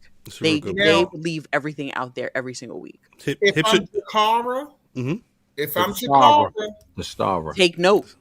I'm stepping my cookies up because what's going to get out of this is, sis, you can get you a nice little feud out of this and attach yourself and propel yourself out of that lump. You know what? Right. You know what's funny? This time last year, I remember being in Mania in LA. This time last year, the conversation between these two, and I love that this is the only image I have them loaded in right now. The conversation between them was, when we thought about the idea of doing the barbershop, we talking about this back. The conversation was not this last year. The conversation last year was, how is Trick Mellow Gang going to continue to rise together? And it was right around that time last year that the shit kind of started changing to where we got this right here. I say that because right now, this happened, and then this happened. Now, word on road is, word on road since January has been that these two have actually been together for real. I don't know how real that is, but not ugly. What's wrong with him? I would pay for this OnlyFans. Yes. Hey. See, I see DDM. The thing is, I don't think you can get mad at bumping uglies, but then say you're gonna pay for the DDM, pay for the OnlyFans. I don't think that's how that works. Well, hey. I respect it, but I don't think that's how that works. Wait, no, but so back in January or December, I'm sorry, this was on Trick Williams' page. I guess he was chilling with Wale, but as you can see, I don't know who this man is. I don't know who this is either. He looked like somebody I went to elementary school with. But shout out to Tremaine. I didn't see that. That's Tremaine. That's Tremaine from the block. That's what's up. I don't know where this was. It looked like Gene Cena in the back. Right? That's Gene Cena. Anyway, I'm gonna take, if that's Gene, I'm gonna take it down because I don't know what Gene was doing. I didn't see that right there. And I saw two. That was a big thing.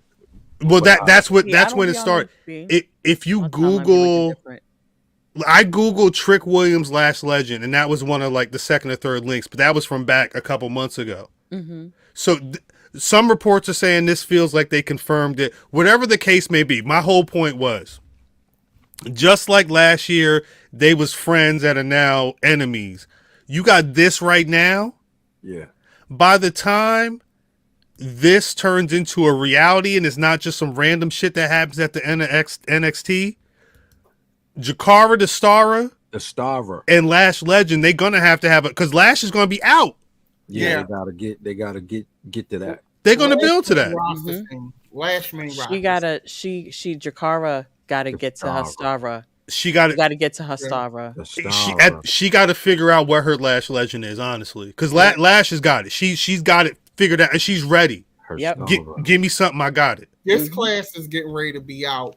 Carmelo, Trick, Lash. This class is gone. So you got to start building another class, another star. And I think that when we look at the current field, also too, you don't get bodies like Lash Legends every day. No, never. That move like that. Like, you know what I'm saying? Like, and when you looking at a roster that has Bianca Belair, Jade Cargill, Charlotte Flair, all of these titans, like, we're getting ready to get the creme de la creme, the American Gladiators, and I'll say that in a cheap way. Like, these people are going to be superheroes. Rhea Ripley. These are not going to be. This is why I'm scared for girls like a Liv Morgan and although you got Nia Jax up there too, who is getting better. Okay, talk about it. Playing right now. Okay, you know what I'm saying? I feel you. Listen, I feel you. I don't know what man we're gonna be talking about pretty soon. I mean, there's only. I mean, are we? I will say this. Shouts out to Women's History Month. I love the fact that, because right now I'm gonna show you the images that we got loaded up. There's only so many images you can have load up. Women. You got to take that picture out. Yeah, wait, which one? You got to take the freaking great. That one. No, you got to get another one. You got to get. I mean, even Ariana Grace. Yes, is built. You know what I'm saying? Like, let's take the gimmick out of it. She's a stacked girl. That's right. You know, and let the other one, and let that other blonde get better. She is stacked. Me. I'm let me tell you my favorite. That's what the white dude said on Love Is Blind. She is stacked. Before. Yeah.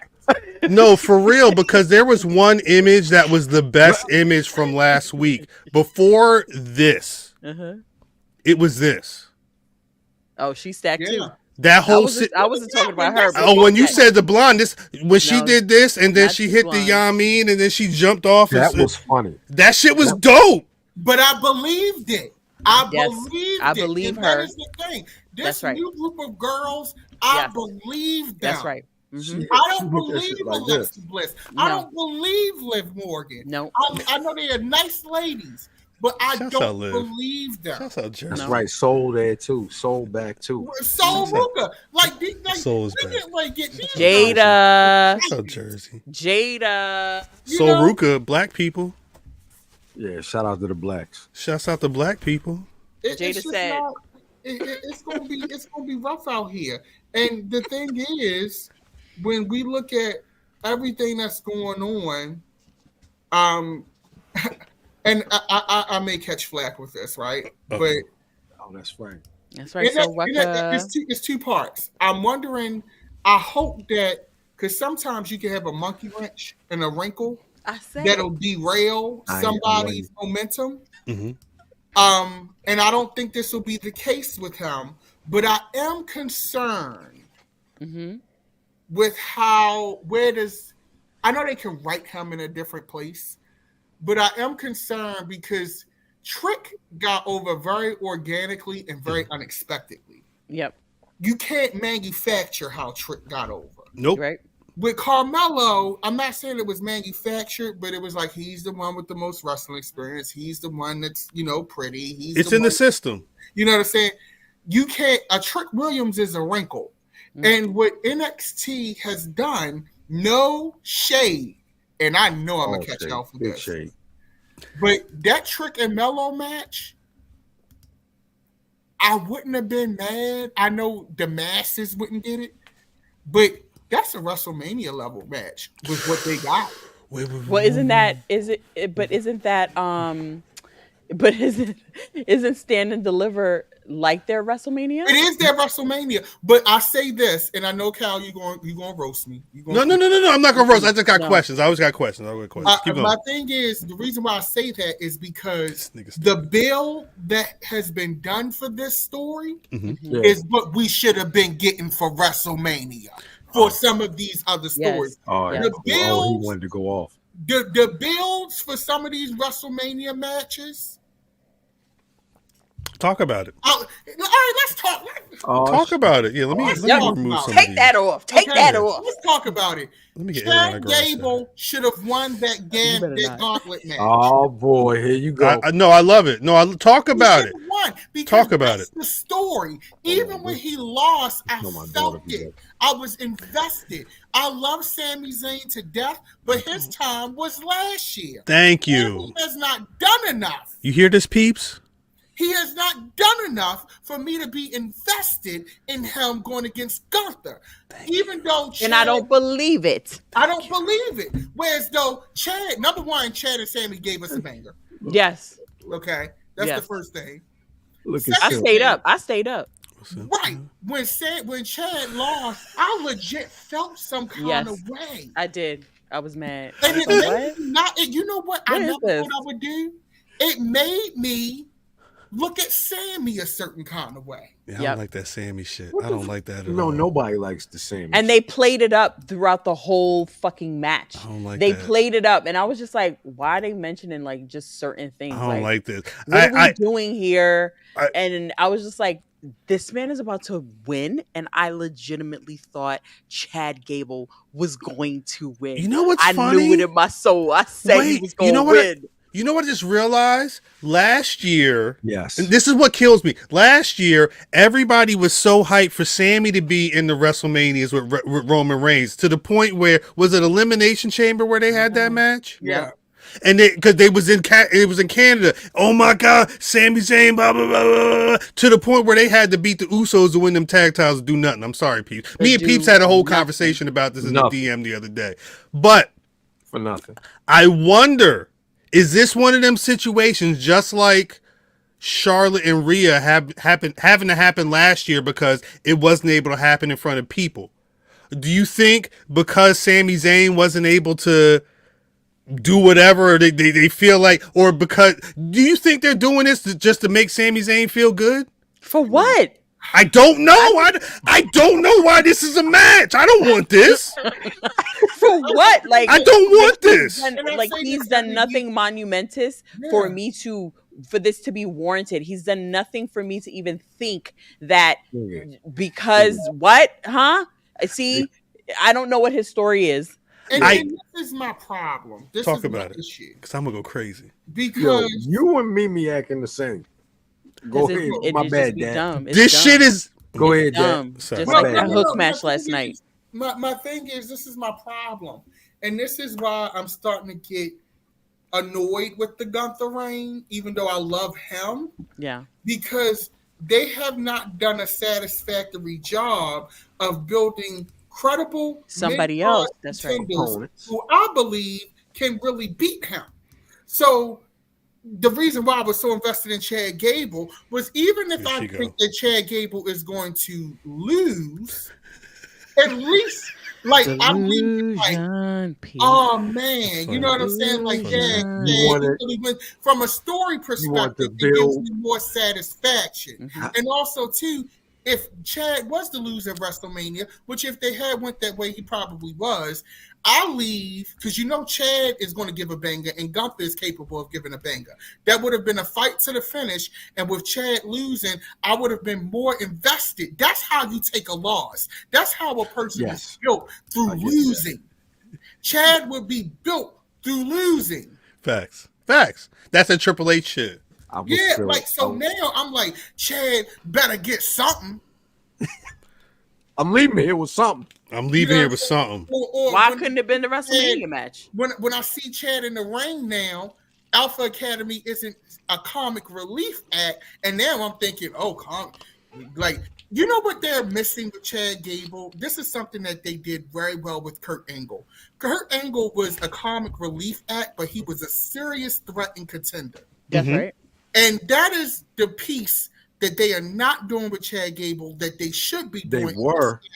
They were, and they need to come back to it, because now we're invested. We believe. And who wants that, Peeps? Nobody wants that either. Peeps, wait, for people that's only listening, Peeps, I'm sorry, Deanne. Peeps is saying that, how do you not know that Gunther and Sammy's going to get turned into Gunther versus Sammy versus Shorty G? It may happen.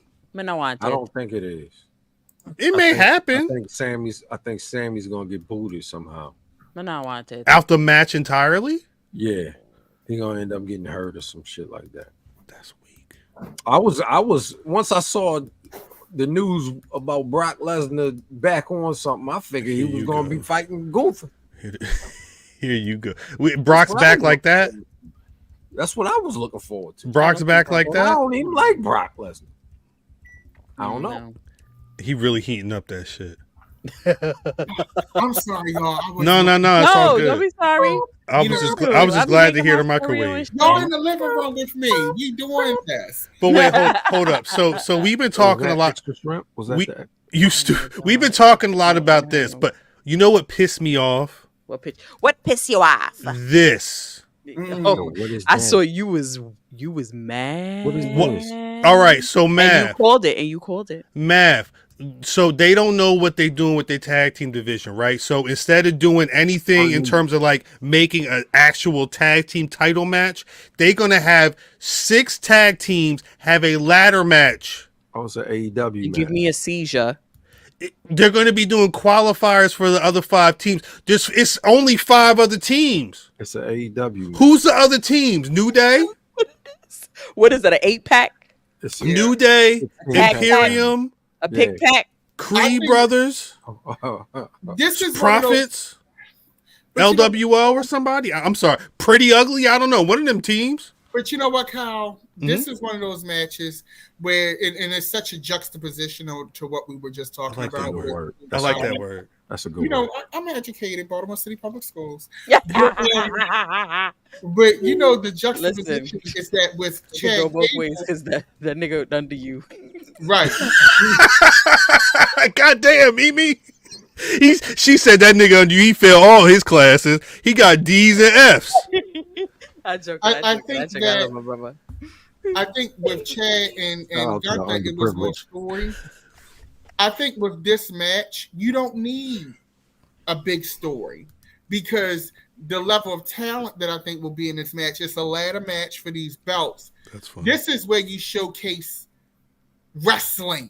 I think this is the wrestling showcase. Facts. So it doesn't necessarily need the story. Now, I will take what you're saying, Cal, and say this. With this tag team showcase, because this is a tag team showcase at WrestleMania, let's be clear. Facts. This is the way to get your tag teams on the card. Shit is ass. Okay? But the thing with this is now you have to give these teams something to chase. And you need to separate these belts or create a new belt. That's what this is for. This is too much. These belts being together is too much. I think that's what this is for. Yeah, we need to but here's where my thought process is. Here's what I'm thinking. There's the Usos and there's the New Day, right? And they have held that standard for a very long time. Yes. And I think they've gone back and forth to prove which one was the better tag team. And we've lost that. We veered away from that. And we need to get back to that. And I think this is I don't like to use that word lazy, but I think it's borderline lazy. Thank you. Okay. Do a tournament. Okay.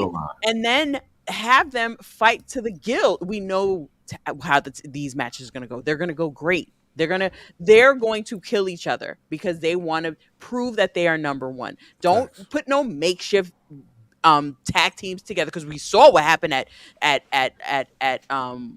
WrestleMania last year and what happened to those belts. Those belts have been trashed since that. And we wanted it, and I was one of them people that wanted it because I wanted this. Yeah, she I did, because I kind of felt like, okay, it's time. We need to move on. We kind of need to move on. But I was hoping, because the masses love these two, that they were going to do something with these belts, and they did absolutely fucking nothing. And then they tucked them away with Judgment Day. Facts. And I feel like Judgment Day, Finn Balor in anything, I feel like when he's in the ring, like, he's amazing and he's great. But at the end of the day, like, how long have they had these? It was stupid. It's stupid. They took them from Cody and Jay, right? Yeah. So that was a while. No. Remember, they had it before that. Right, and they They took it lost, from them, and and then then Oh, that they was this is their second reign. They second reign. Wow. Yeah, I agree. This was my thing last year. I didn't want the Usos holding those titles. They were champions for a while, and it felt like, and maybe this is just me being a fan of tag team wrestling, it felt like there could have been promise for a WWE tag team division. It was They- there. They had Pretty Ugly. Matter of fact, I was at the Crypto Arena when Crypto.com Arena when it was the beginning of that SmackDown. They had the whole Yami situation. The Usos was at the top. And the Street Profits was right there. And they looked at them belts like, nigga, I want the fucking belt. And I sat there like, oh, we about to get a whole tag team division. And then the whole world say, I need Kevin Owens and Sami Zayn to win these titles. And when I was in the SoFi, who else was in the SoFi? DDM, you was in the SoFi? No, we was stuck on the 405. We was Let me stuck ask. on the 405. Hold on one sec. On the freeway. DDM, WrestleMania 39 Saturday night. When the Usos lost that match, that whole SoFi went up. Am I lying? It did. The whole arena, everybody wanted that. Yeah, no, it did. That was. But once again, and this is something that people forget. It comes down to the story and the writing. Yeah, we have to realize that these characters, these wrestlers, had to be written correctly. Right. And I don't want to shade anybody in the writers' room, but it comes down to the writing. Anybody, some people, no matter what you write for them, they just not connecting with the audience, and you can accept that. Right. But with some of these people, some of these tag teams, the writing for these characters have not been the best. And yeah, but I gotta give it. I have to sort of kind of challenge that a little bit. I think it does go on the talent as well. It's up to them, regardless of what they are given. Absolutely no shade. Regardless of what they are given, it's their responsibility as well to make those belts or make whatever it is that they're getting. We've seen it with so many talent that have gotten some shit and said, you know what, I'm switching this up. That's the piece. But you know what I mean? And you know what? You're right, Mimi. But now we looking, and I'm going into my acting and theater bag. Everybody ain't Meryl Streep. That's right. That's right. You're right. Meryl Streep can make phone book work. Right. Viola Davis can make reading instructions work. Right. Everybody. If I know that you're a 2B level actor, and I'm giving you infomercial level material, how much of a chance am I really giving? That's right. That's right. Thanks. And I honestly thought KO. I legitimately thought KO and Sammy. I wanted to believe it. I wanted to believe it. I wanted to believe it. I did. I wanted to believe it. I know. I'm a mom, but I'm a mom, so I feel like just like I thought. You ain't their mother is funny. Just like I in the beginning, I wasn't a fan. I was a complete fan of Dom in the beginning when he was with his father. I was like, oh my God, he's putting E for effort. And then I was like, oh. And then he was like, oh, shit. No. And then I was like, oh. So I'm just saying. Mimi, the fucking, if y'all remember correctly, the tag team title scene was laid the fuck out flat. It was. They had it flat, and it was to the point where beating the Usos meant something. That's right. And you let these two fuck ass, excuse me, I like KO and I like Sami Zayn, not together and not together. Champions. Right. Not as champions. I like, but they like these two the fucking fans, these fuck ass fans. Damn. They convinced the universe, all shade, that this was the way to go, and they forced their hand. Right. And now look at the tag team scene. It's in shambles. Is that what's going on with Cody Rhodes right now? Are they forcing the hand with Cody Rhodes? Oh my God. They did a whole bunch. You tell us, Cal. You show us, Cal. You let show us, Cal. We don't know. Show us. We don't know. Yeah, let us know. Show us something. Are they to answer my? Are they forcing the hand? I think the thing is that this is what they want. Yeah. Yes. Yeah, this is we're going down that route, that the pick me route, right? But they don't want to force it because they don't want people to feel like again. No. Listen to what I'm saying. Listen to what I'm saying. Yeah. Because I have to listen to what the people saying to try and make it make sense. 9 years ago at that Royal Rumble, when Roman and The Rock was getting booed in Philly, they don't want that to happen again. So they don't want a situation where they're telling you we're forcing this match down your mouth and there's nothing you can do with. That's why Cody is slapping The Rock. That's why Seth Rollins is able to be like Diarrhea Dwayne. Like, they don't want it to. They know what they want. And the problem is, I'm not saying they didn't want Roman and Cody, but they really wanted Roman and Rock. They wanted Roman and Rock last year. They wanted Roman. So what I'm saying is, they're appeasing y'all. They're saying this. Y'all crying? Bet. Not only is y'all going to get this one-on-one match on Sunday, but these niggas going to wrestle Saturday night. That's right.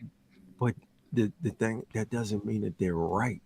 No, it doesn't. It doesn't. That's not what I'm saying. I'm not saying they're right. No. I'm with you. They're what they're doing right now is saying one for y'all, two for us. Yep. This is what they did. They basically put a support system around this motherfucker. God damn it, Vin. They put a support. They put all of their best players around him. Okay, around him. Basically, crutched him because I'm gonna tell you right now. I'm not saying I don't want my tribal chief to drop the belt. What I am saying, and I'm going to say it again for the 1,000th time, I want my tribal chief to drop the belt to somebody that is credible, that they're going to make, that is worthy. And I'm not saying that Cody is not worthy. He slapped The Rock. What I am saying is it just cannot, it doesn't make sense, and it has to make sense. Okay. Cody don't make sense. It doesn't feel natural. This man is on a campaign trail every single fucking week. Yeah, and it sounds like the same thing every single week. What's it sound like, Mimi? Mercedes Moné. I'm sorry. Wait, DDM. I'm sorry. Nigga said. My wife. I'm sorry. Crackle. Because this shit. Wait. It's a lot. I had accepted the fact that that's right. I'm sorry, DDM. We'll get you in a second. I'm sorry. I always got my back. I accepted the fact that Cody was like, okay, it's either Cody or Punk. Mm-hmm. Either Cody or Punk. For what? Going up against Roman. To win the Rumble. Right. It's either Cody or Punk. That's what I accepted. Wait, you saying to win the Rumble to go against Roman, right? To win the Rumble, and then we would see what was going to happen. Okay. I was like, all right. I actually thought both were going to win. Punk got hurt, and we ended up where we were. I was okay with. Thank you, peeps. With Thank you, Cody. peeps. I'm sorry. I was okay with, but I'm crazy when I say it. I've been saying it. We've been saying this for how long? I'm not saying you crazy. I'm just glad to see Peeps say it because me and Peeps was beefing. I'm sorry. I was okay with Cody winning the Rumble and then going to face Roman and winning the Rumble. Right. When they introduced this other shit, that's when you fucked it up. You should have never. No, you're right, Peeps. You're right.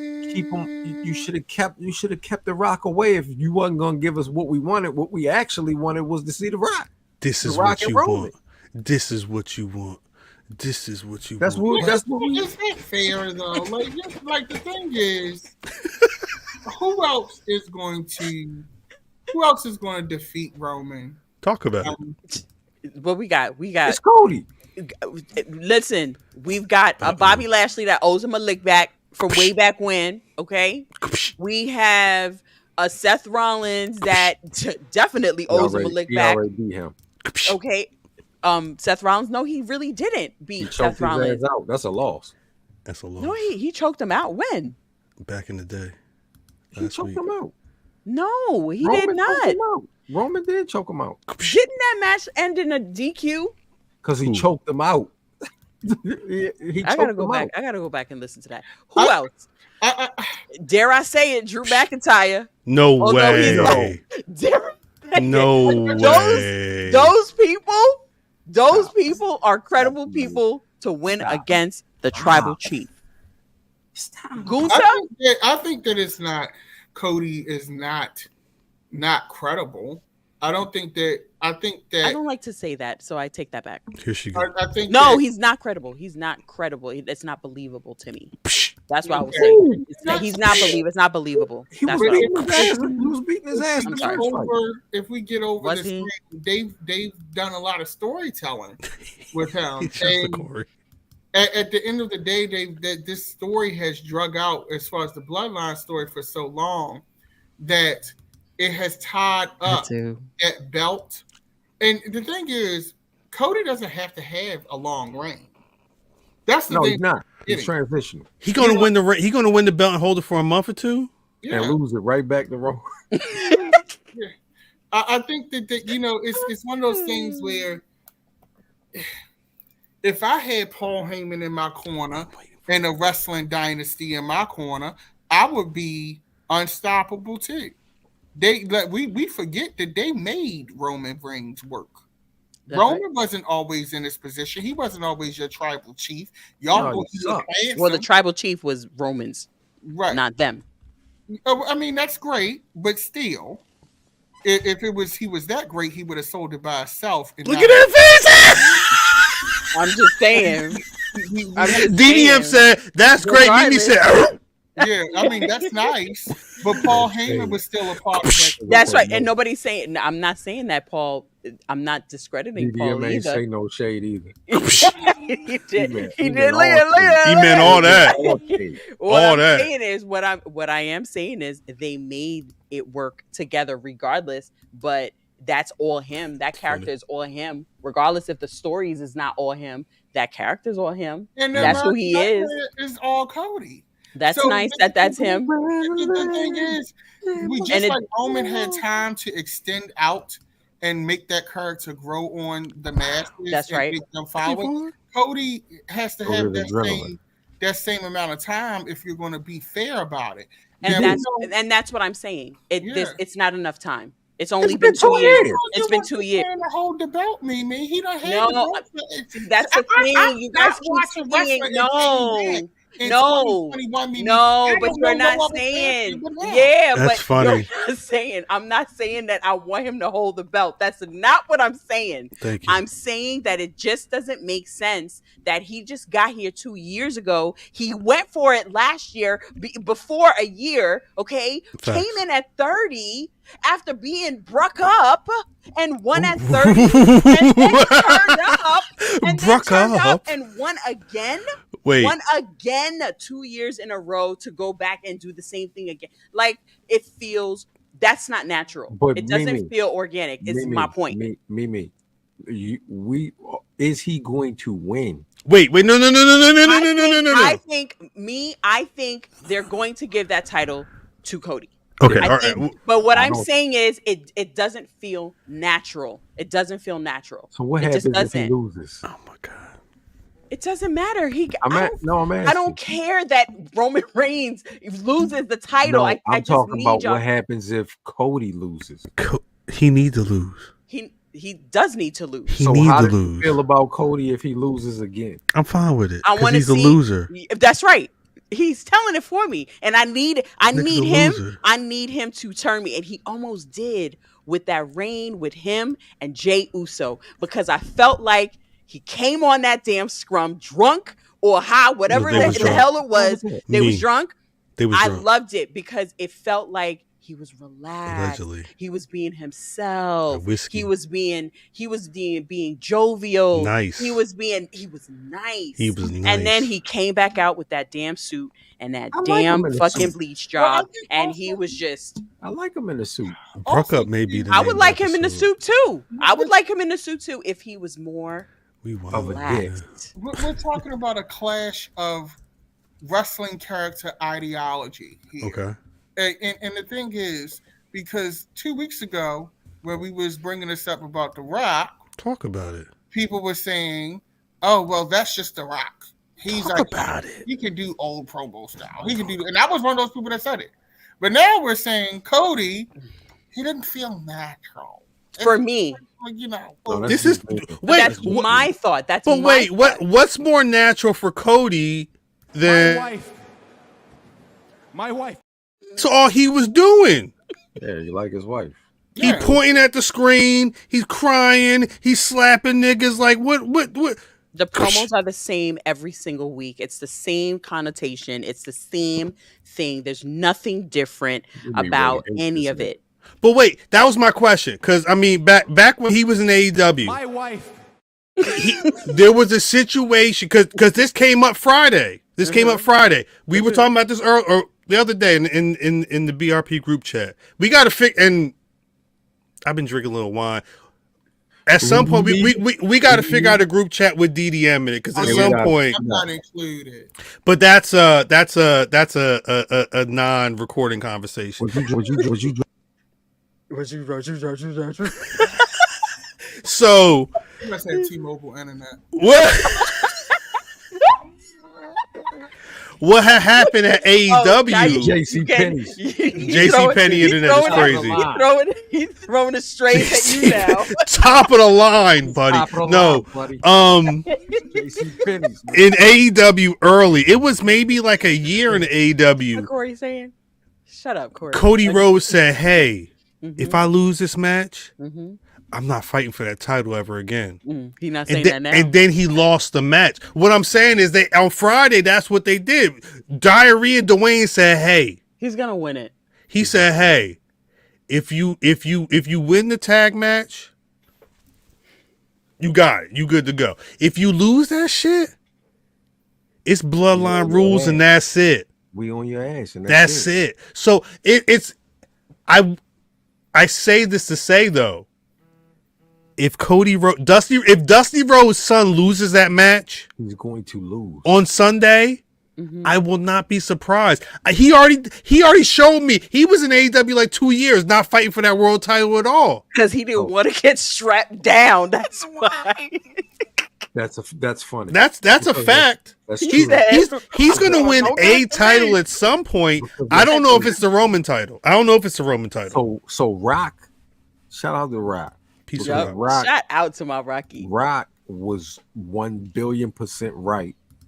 Talk about the last time we had this call last year, and that's okay. Last year, saying this shit last year. So Rock says that this nigga is going to hold the title for forever. This is funny, Royal. That's facts. So with that said, and then with what Kyle was saying, when they specifically said you can't wrestle for this title anymore, I don't think he's winning. I don't think he's winning. I don't think he's gonna win. I'm not saying bet on me, but I don't think he's winning. And then what she say? Wait. What she say? What happened? I love Mimi, but Peep said I love me, but I still feel like this animosity towards Cody is only because he faced Roman. If it was Seth, I doubt this energy would have even been close to the same with a laugh. No, I just said it. I've been saying it. No, it wouldn't be the same. Why? Because there's a story there. There's a story there. There's a story there, even with Randy Orton. There's a story there with everybody but Cody. My wife. She got here. She's hated Cody.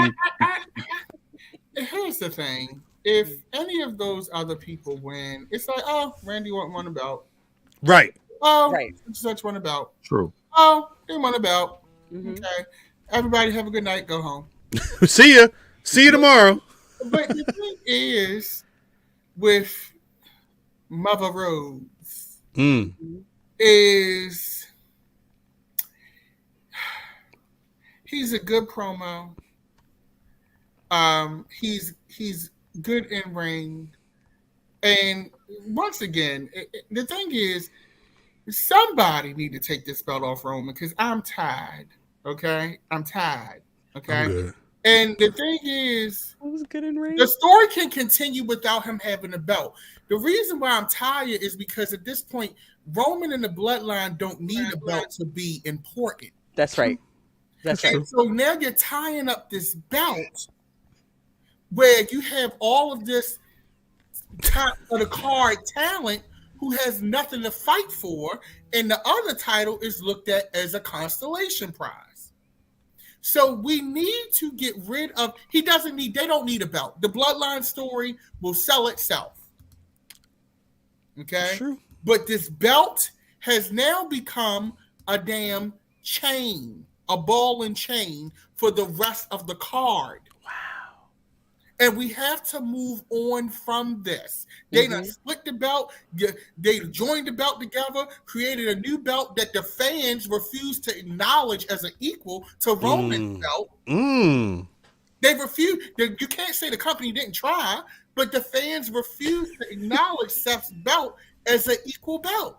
So now we're still looking at this one belt, and that's why Drew McIntyre is still losing. Bobby Lashley is not where he's supposed to be at. 100%. Randy Orton is not getting the reception that he should be getting right now because the belt, they have nothing to chase. It is the same thing with the tag team division.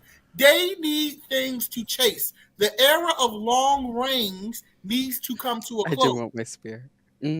Because at this point, say no shade. You don't have anybody. Say no shade. I'm sorry. You don't have nobody to really do it. And now you have new talent coming in. What is Braun Breaker chasing exactly? What is this new talent coming to the roster for? To fight each other and, hey, I won, but I can't get the belt.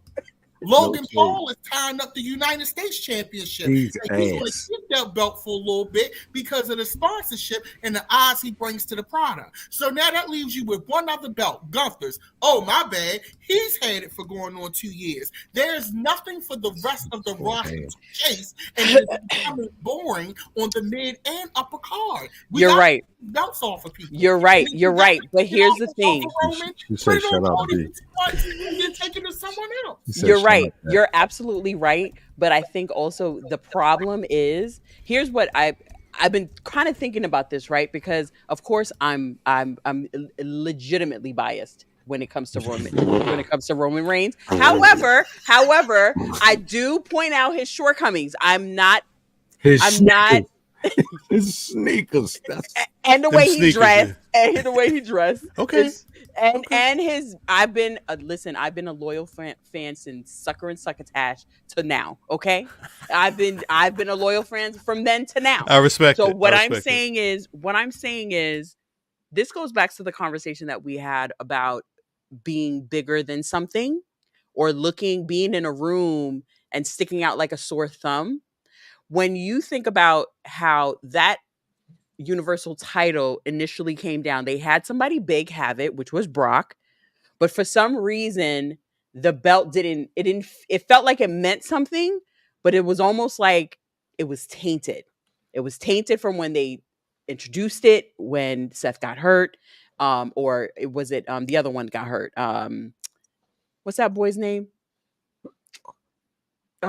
We was just talking from Judgment Day. When he got hurt, Finn Balor got hurt. Finn Balor. He technically was the first one to hold it.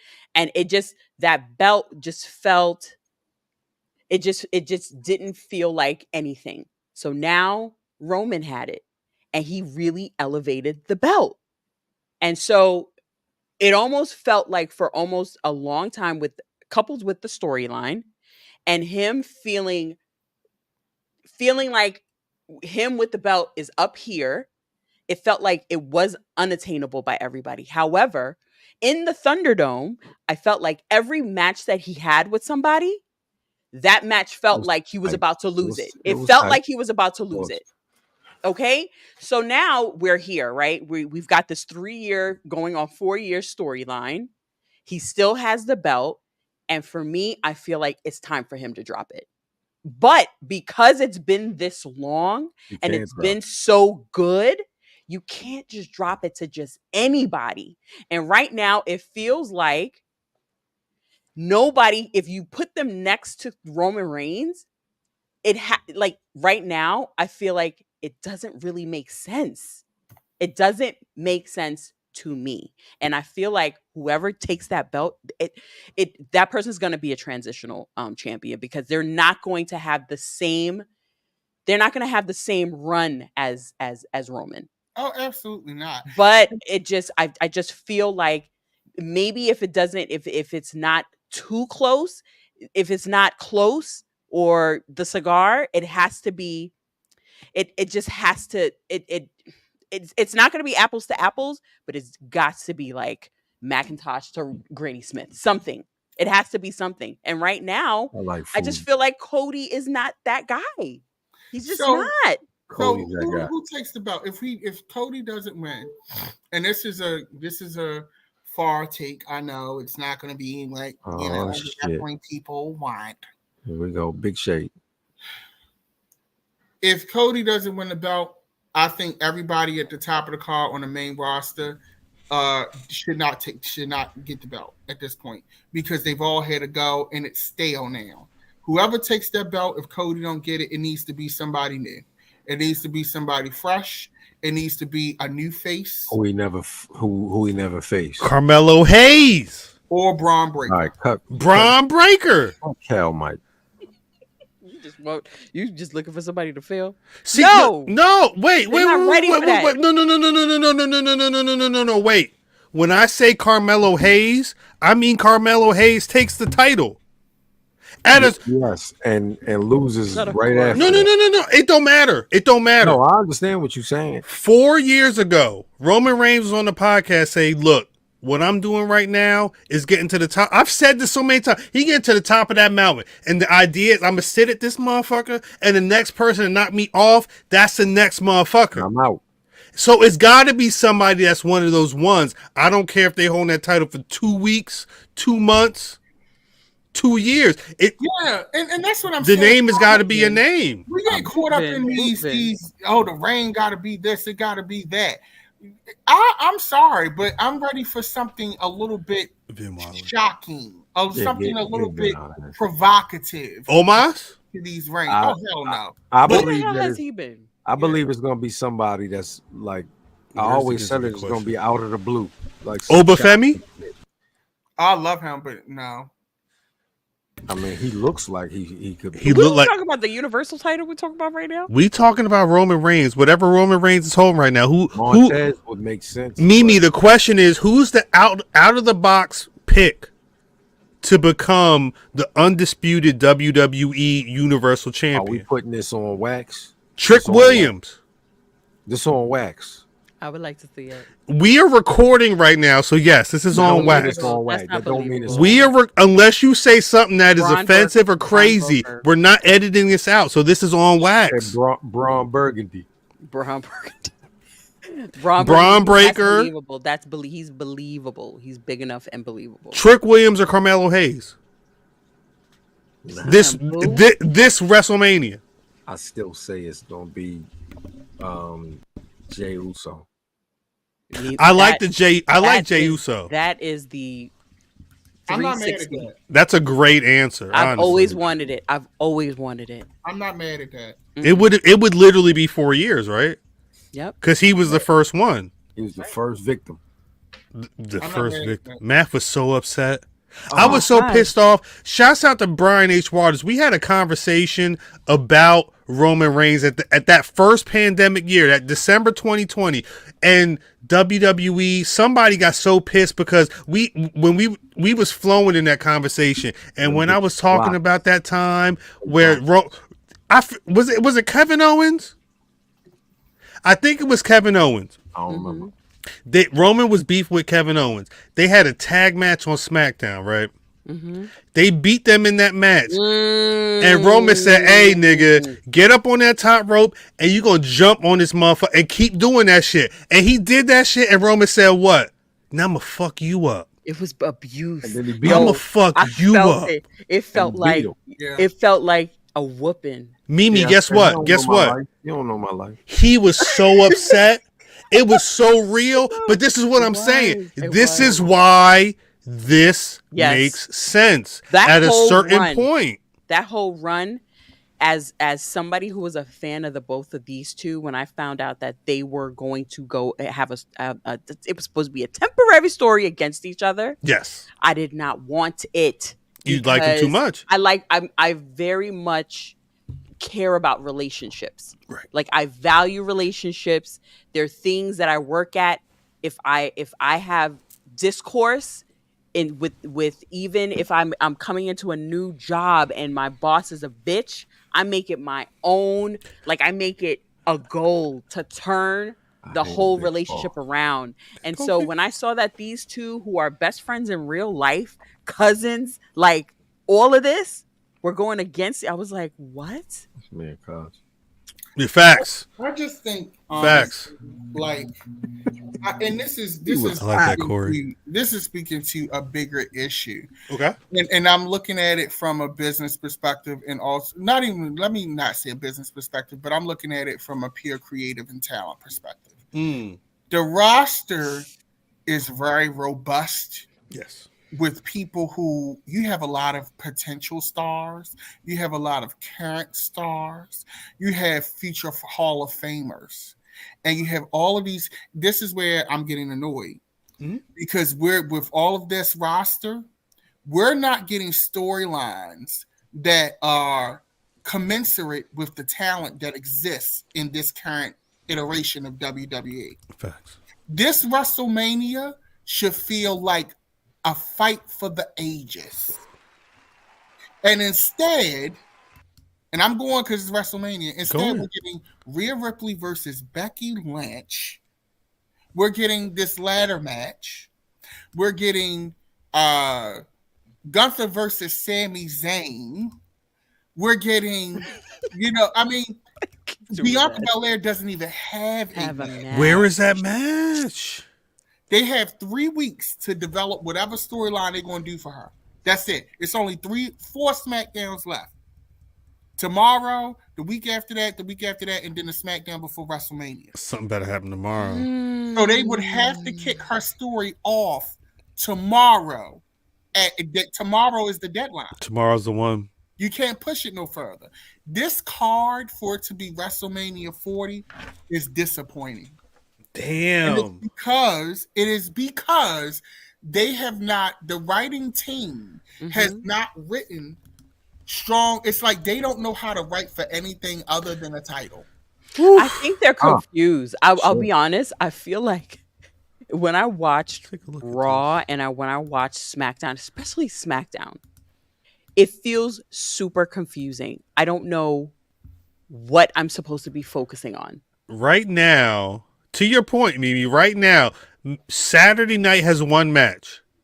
Bloodline, which is Rock and Roman Reigns versus Cody and Seth Rollins. Night 2 currently has the 2 title matches. Seth freaking Rollins versus Drew McIntyre for the World Heavyweight title and Roman versus Cody for the undisputed WWE Universal title. Right now, on the books, Io versus Bayley for the women's title, the WWE women's title, Rhea versus Becky for the women's world title, Gunther versus Sammy for the Intercontinental title, and then that 6-pack ladder match for the tag team titles.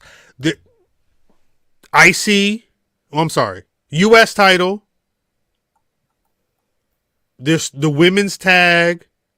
There's a couple titles. So Jey Uso and Jimmy aren't even on this list yet. And I see somebody in the chat, I think it's Mills TV, said the upper card has stories, the lower card doesn't. Well, here's the thing. If you're going to elevate this product, if WWE is making the most money it's made in history, the blockbuster attendance, why can't we have, what match was that Macho Man stole the show? Or Ricky the Dragon Steamboat? Oh, WrestleMania 3? Macho Man versus Ricky? We need those stories in those moments too. Our undercard is the top card is great, but when you have this level of attendance, this level of financing, and you have all of this at your disposal, I should be watching this and leaving exhausted. Right. What and else I don't feel like I'm going to leave exhausted. I guess my shouts to peeps for real. I guess my question is, what's left? Obviously, on this list right now, Jimmy versus Jay is not added. But what are the storylines that are gonna be added to this? Wait, how many matches is on that motherfucker? This is 7 matches right now over 2 days. That's 7 matches right there. At least 7 a night. So you got is the tag team turmoil? Oh, okay, I see that shit there. Jimmy and Jay needs to be added.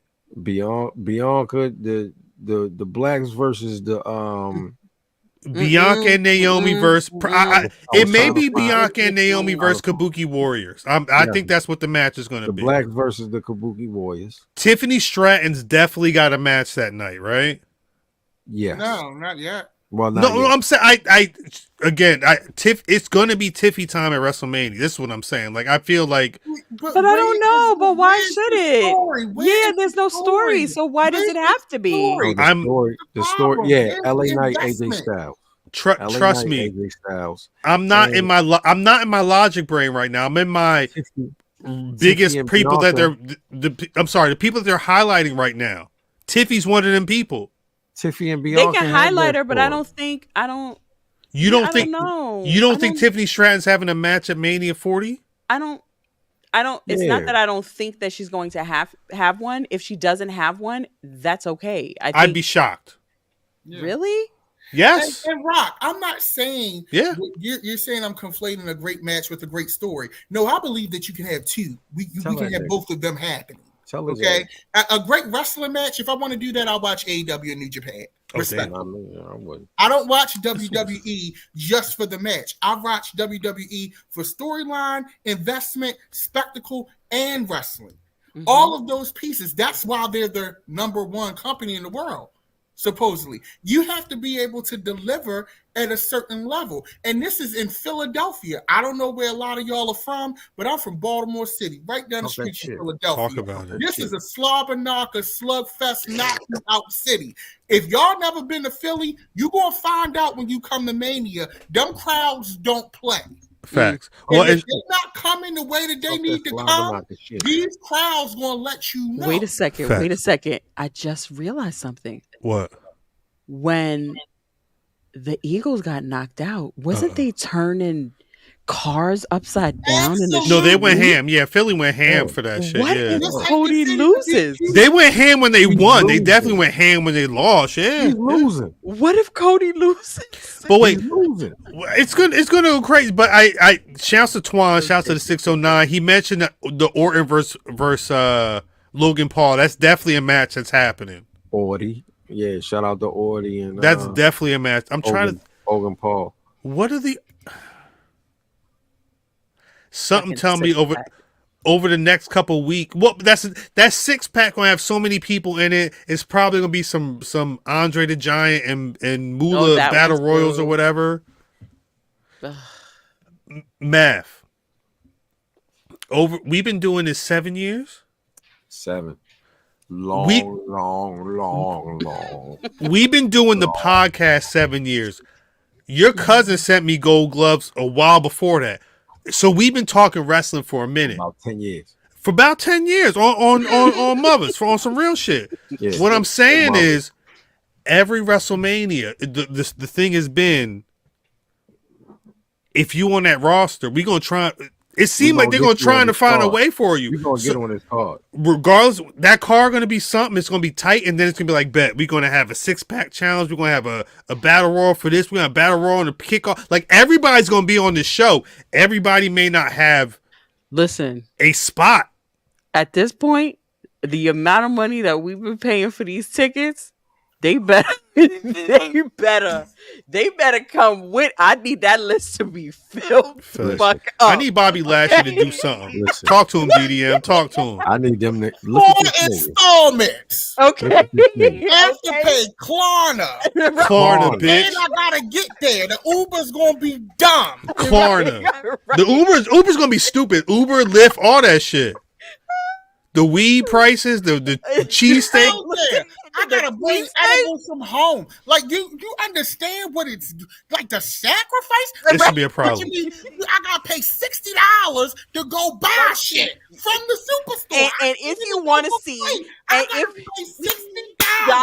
$60. Oh, and then if I want to meet Charlotte Flair, you gotta pay $200. Another 200 girls. Hey D, when this parlay hit, it's up. Don't even worry about it. When my parlay hit, I don't know what parlay he's talking about. No, he talking about goddamn stand and deliver parlay. He talking about the day before the day of WrestleMania Saturday. Braun get this quadruple double, nigga. It's up. DDM, he said you're gonna sweat till about April 4th or 5th, That's cool. and then it's up. I'm just saying, my thing is this, and that's great. That's a good point, that we Rob. had that, but I'm just saying, for the level of the price point of those tickets, my ticket for night one, I dropped $1,300 for that ticket. I dropped it and some. Don't worry, this it was given AFC championship prices. Right. I mean, it's the 40th WrestleMania. It's a big deal. Let's be real here. So I'm sorry if only the uppercut has stories. Doesn't work for me. Right. Yeah, I went He to playing the Mills. Royal Rumble. No, he's not. Men's Rumble was trash. You tease Bianca and Jade. I can accept that it's too early for Jade. I'll take That's that. right. That's right. I'll take that from you. But you got a woman that's on a TV show on Hulu, that's doing all of your press, that's at the press conference, that's on the signage for said event, and the bitch don't have a match yet? And we 3 weeks out? That's a great question. Hey, DDL, we can start a fight. PM on this. We can start a fight. Well, I will say, as a matter of fact, PM on as a this? matter of fact, let me take the WrestleMania XL. It's thinking about WrestleMania 40 being WrestleMania XL. Feel like it's a lot. Like it's a lot on your shoulders, like on your back. As a pro wrestler, you trying to celebrate, but you want it. You heard the way his voice was going. Yeah, nigga was. It's certain shit you want to see on that card. You want to see all of it. But we'll talk about that another time. It is time to get out of here. To get loud on y'all. No. That's DDM. Two That's things. Nobody cares. Nobody cares. Two things. Installment hit No, me this is Actually, our. 3 things. Hold And on. I'm gonna keep it That so storm real. hit. That This is storm hit. That our. storm hit. That's This right. is That's right. our. 3 things. 1, DDM. Every week, it's a comment say, "Yo, bring DDM back." So I mean, That's right. That's right. 2, Right. Fam. 2, it's WrestleMania season. That's right. This is if you're gonna get hype over some pro wrestling. Now is the time. And 3, Always be yourself. always be yourself. That's right. Always be yourself. Always be I yourself. got you. I'm just saying, that installment hit Klarna. That Klarna. Talk She that hit blah, blah, today. boom shit. She hit today. She hit. Ooh. You got to do it the day after. So sometimes I do it the day after. Like I'll wait the day after. Like tomorrow I'll get paid, but I'll do my shopping on Saturday. So I don't feel it. You gotta hit them. You gotta go by the checks. You gotta go by the check. Then you gotta have a look. And then here's another thing. This need to be a whole episode about Yes. how you do this shit. Because here's another thing. You can't go to the stadium, but you're gonna be thirsty the whole time. You can't Right. bring shit in there. You Right. gotta buy them high ass drinks. You That's gotta right. get you a snack. That's you can't right. leave without a got a little way t-shirt around that that. say, That's I right. was We got a there. way around That's that. right. I need a shirt. We gotta didn't, go we didn't back. even have I need a we didn't shirt. even have the superstore conversation. We didn't even have the conversation how I went at Royal Rumble. I never go into the superstore ever. That jersey was you got the jersey though. The white whore. Yo, The white whore. I walked out of that fucking store with a bill of $340 something. I can't do that. Mm. Wait. Damn, Vince Oh, said it. yes. Sloan is my kind of scandal. Put it in the credit card and dispute the charges later. That's how you get your WrestleMania 40 on. Yeah. Niggas a Let me stop scumbag. before they don't allow me. They said DDM spit in the gospel. Because I'm saying. Neil said bring DDM is here. Oh, Yeah. he's not Yeah, going Mr. nowhere. He's not going this nowhere. is a- Am I this is a- officially cast? DDM You is big here. cast. You big D- cast. I mean DDM is a champ. Nigga, you was cast before you got on the show. Before you got cast. on I signed a contract for you. the- DDM took the title from me I at the forged last it. pay-per-view. Forged the I said, Yeah, I'm cast for all you whores. White horse for the win, he said. That's Right. crazy. oh, shit. That's crazy. All right. Oh. It's that time of the show. We Mhm. talked a lot of shit. But it's always before we get out of here, there's one question I gotta ask. Mimi, Yeah. who's your black rass of the week?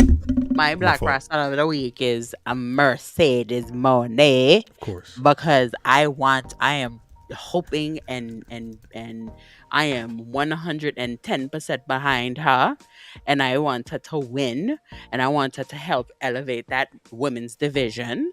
Yesterday was the first time I watched a full episode of the Dynamite, and I enjoyed, maybe, I enjoy maybe not 100% of the show, but I about enjoyed 30-40%. She came in looking spiff, and I like it. So I am looking forward to all of the things that she has going on. Spiff. DDM, Black Rasslin of the Week. I'm going to say it's a tie between Trickington Williams and Lash the Legend. I love it. Legend. I love it. Look at her. We spoke so much about this. I will say, October they're supposed to be hitting CW, All American, whatever show that's on, right here. Mm-hmm. They are All Americans. All Black American. Mm-hmm. You got Brother Man. Yo, I'm gonna go with the good brother Teriyaki. Okay. I love that name. Teriyaki. If you don't know who he is, go find him. Teriyaki hit a Super Canadian Destroyer the other day, which blew my fucking mind. Because off the top rope? No, you just gotta go find it, go check it, whatever. I might repost it on the Black Rasslin Instagram just so y'all can see this shit. Shout out to Teriyaki. The shit blew my mind. I ain't even gonna lie to you. Off the middle rope. Oh, that's getting cute. A Super Destroyer off the middle rope? You had to see this shit because my man was stuck on the middle rope with his face facing the sky. Right. So Terry, you gotta see it. Send the link. Yeah, for real. If you could do it, I'll throw it back up on the Black Rasslin YouTube. Instagram. No, I love it. I love where Twitter's, whatever it go. I wanted to shout out two folks this week. It's Thursday, so these are the two Hall of Famers that were announced this week. Surprisingly, Muhammad Ali is not in the Hall of Fame, but he will now be a 2024 inductee, as well as Thunderbolt Patterson, which I meant to watch. The talk about pro wrestling a lot of the time is forming a union and trying to really get some rights for these independent contractors, because that's independent contracting is why CM Punk left almost 10 years ago. So actually at this point more than 10 years ago, but there's an episode of the Morton Downey Jr. show, if you're old enough to remember that, where Thunderbolt and I think it's Dr. Dave Schultz and their beef, because Thunderbolt was big on getting a union. And because of what wrestling was back then, they were like, shut up, nigga. But like the whole episode is kind of these white dudes being like, hey, you wildin', you being a little too progressive for this boys club. And Thunderbolt being like, all right, nigga. And they yelling at him. But it's funny to see now, because if you talk to AEW was built because it wasn't no unions, wasn't no medical, none, like all that shit was foreign to these people. Anyway. We could talk about that another day, but shouts out to Muhammad Ali and Thunderbolt Patterson. I have an honorable mention. Go ahead. My honorable mention is Khan. I love the Khan. Shout out to Khan. I love the Khan. I love him. And I feel bad when he's on TV in the matches, because it's so. I'm sorry. I mean, it's always like he's the best part of the match, but somebody else is going to. This goes back to what DDM was saying. Right. About you cute. Right. Go ahead. It's late. Go ahead. No, that was it. Oh, okay. What was I saying? No. Yeah, what was he saying? It's not believable.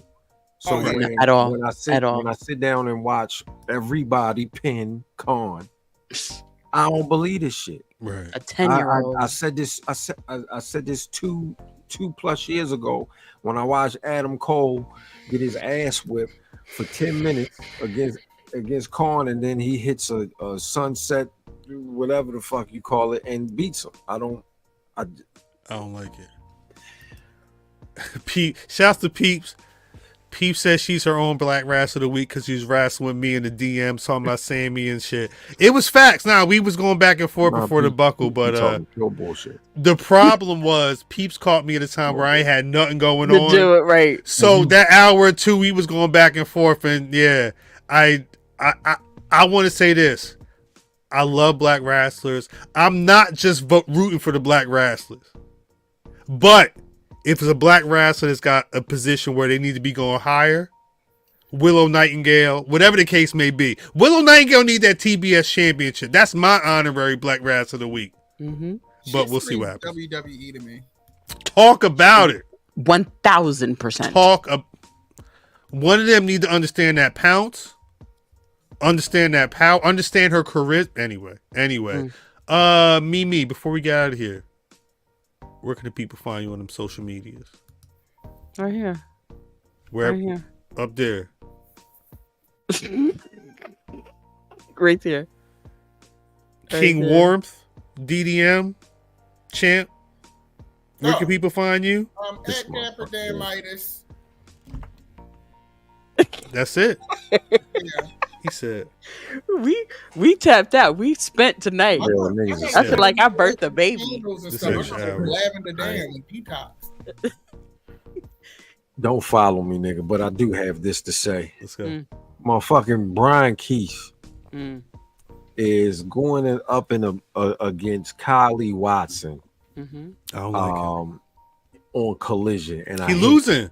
I hate it. He losing because you have Brian Keith, who was one of the hottest free agents this year, and half of last year. He was just it's a rocket. Mav said, "Wait till you see where Brian Keith is on the BRP 50 this year." That's what Mav said. Through the roof. Roof. Watch when you see where Brian Keith is, and then for him to be going up against Kylie Watson, and you already, all right, you can't find me nowhere. Shouts to Matt Book. I didn't write that. That was over at Anscape. Shouts out to the brother that wrote that though. A piece of Thunderbolt Patterson, because if anything, you should know.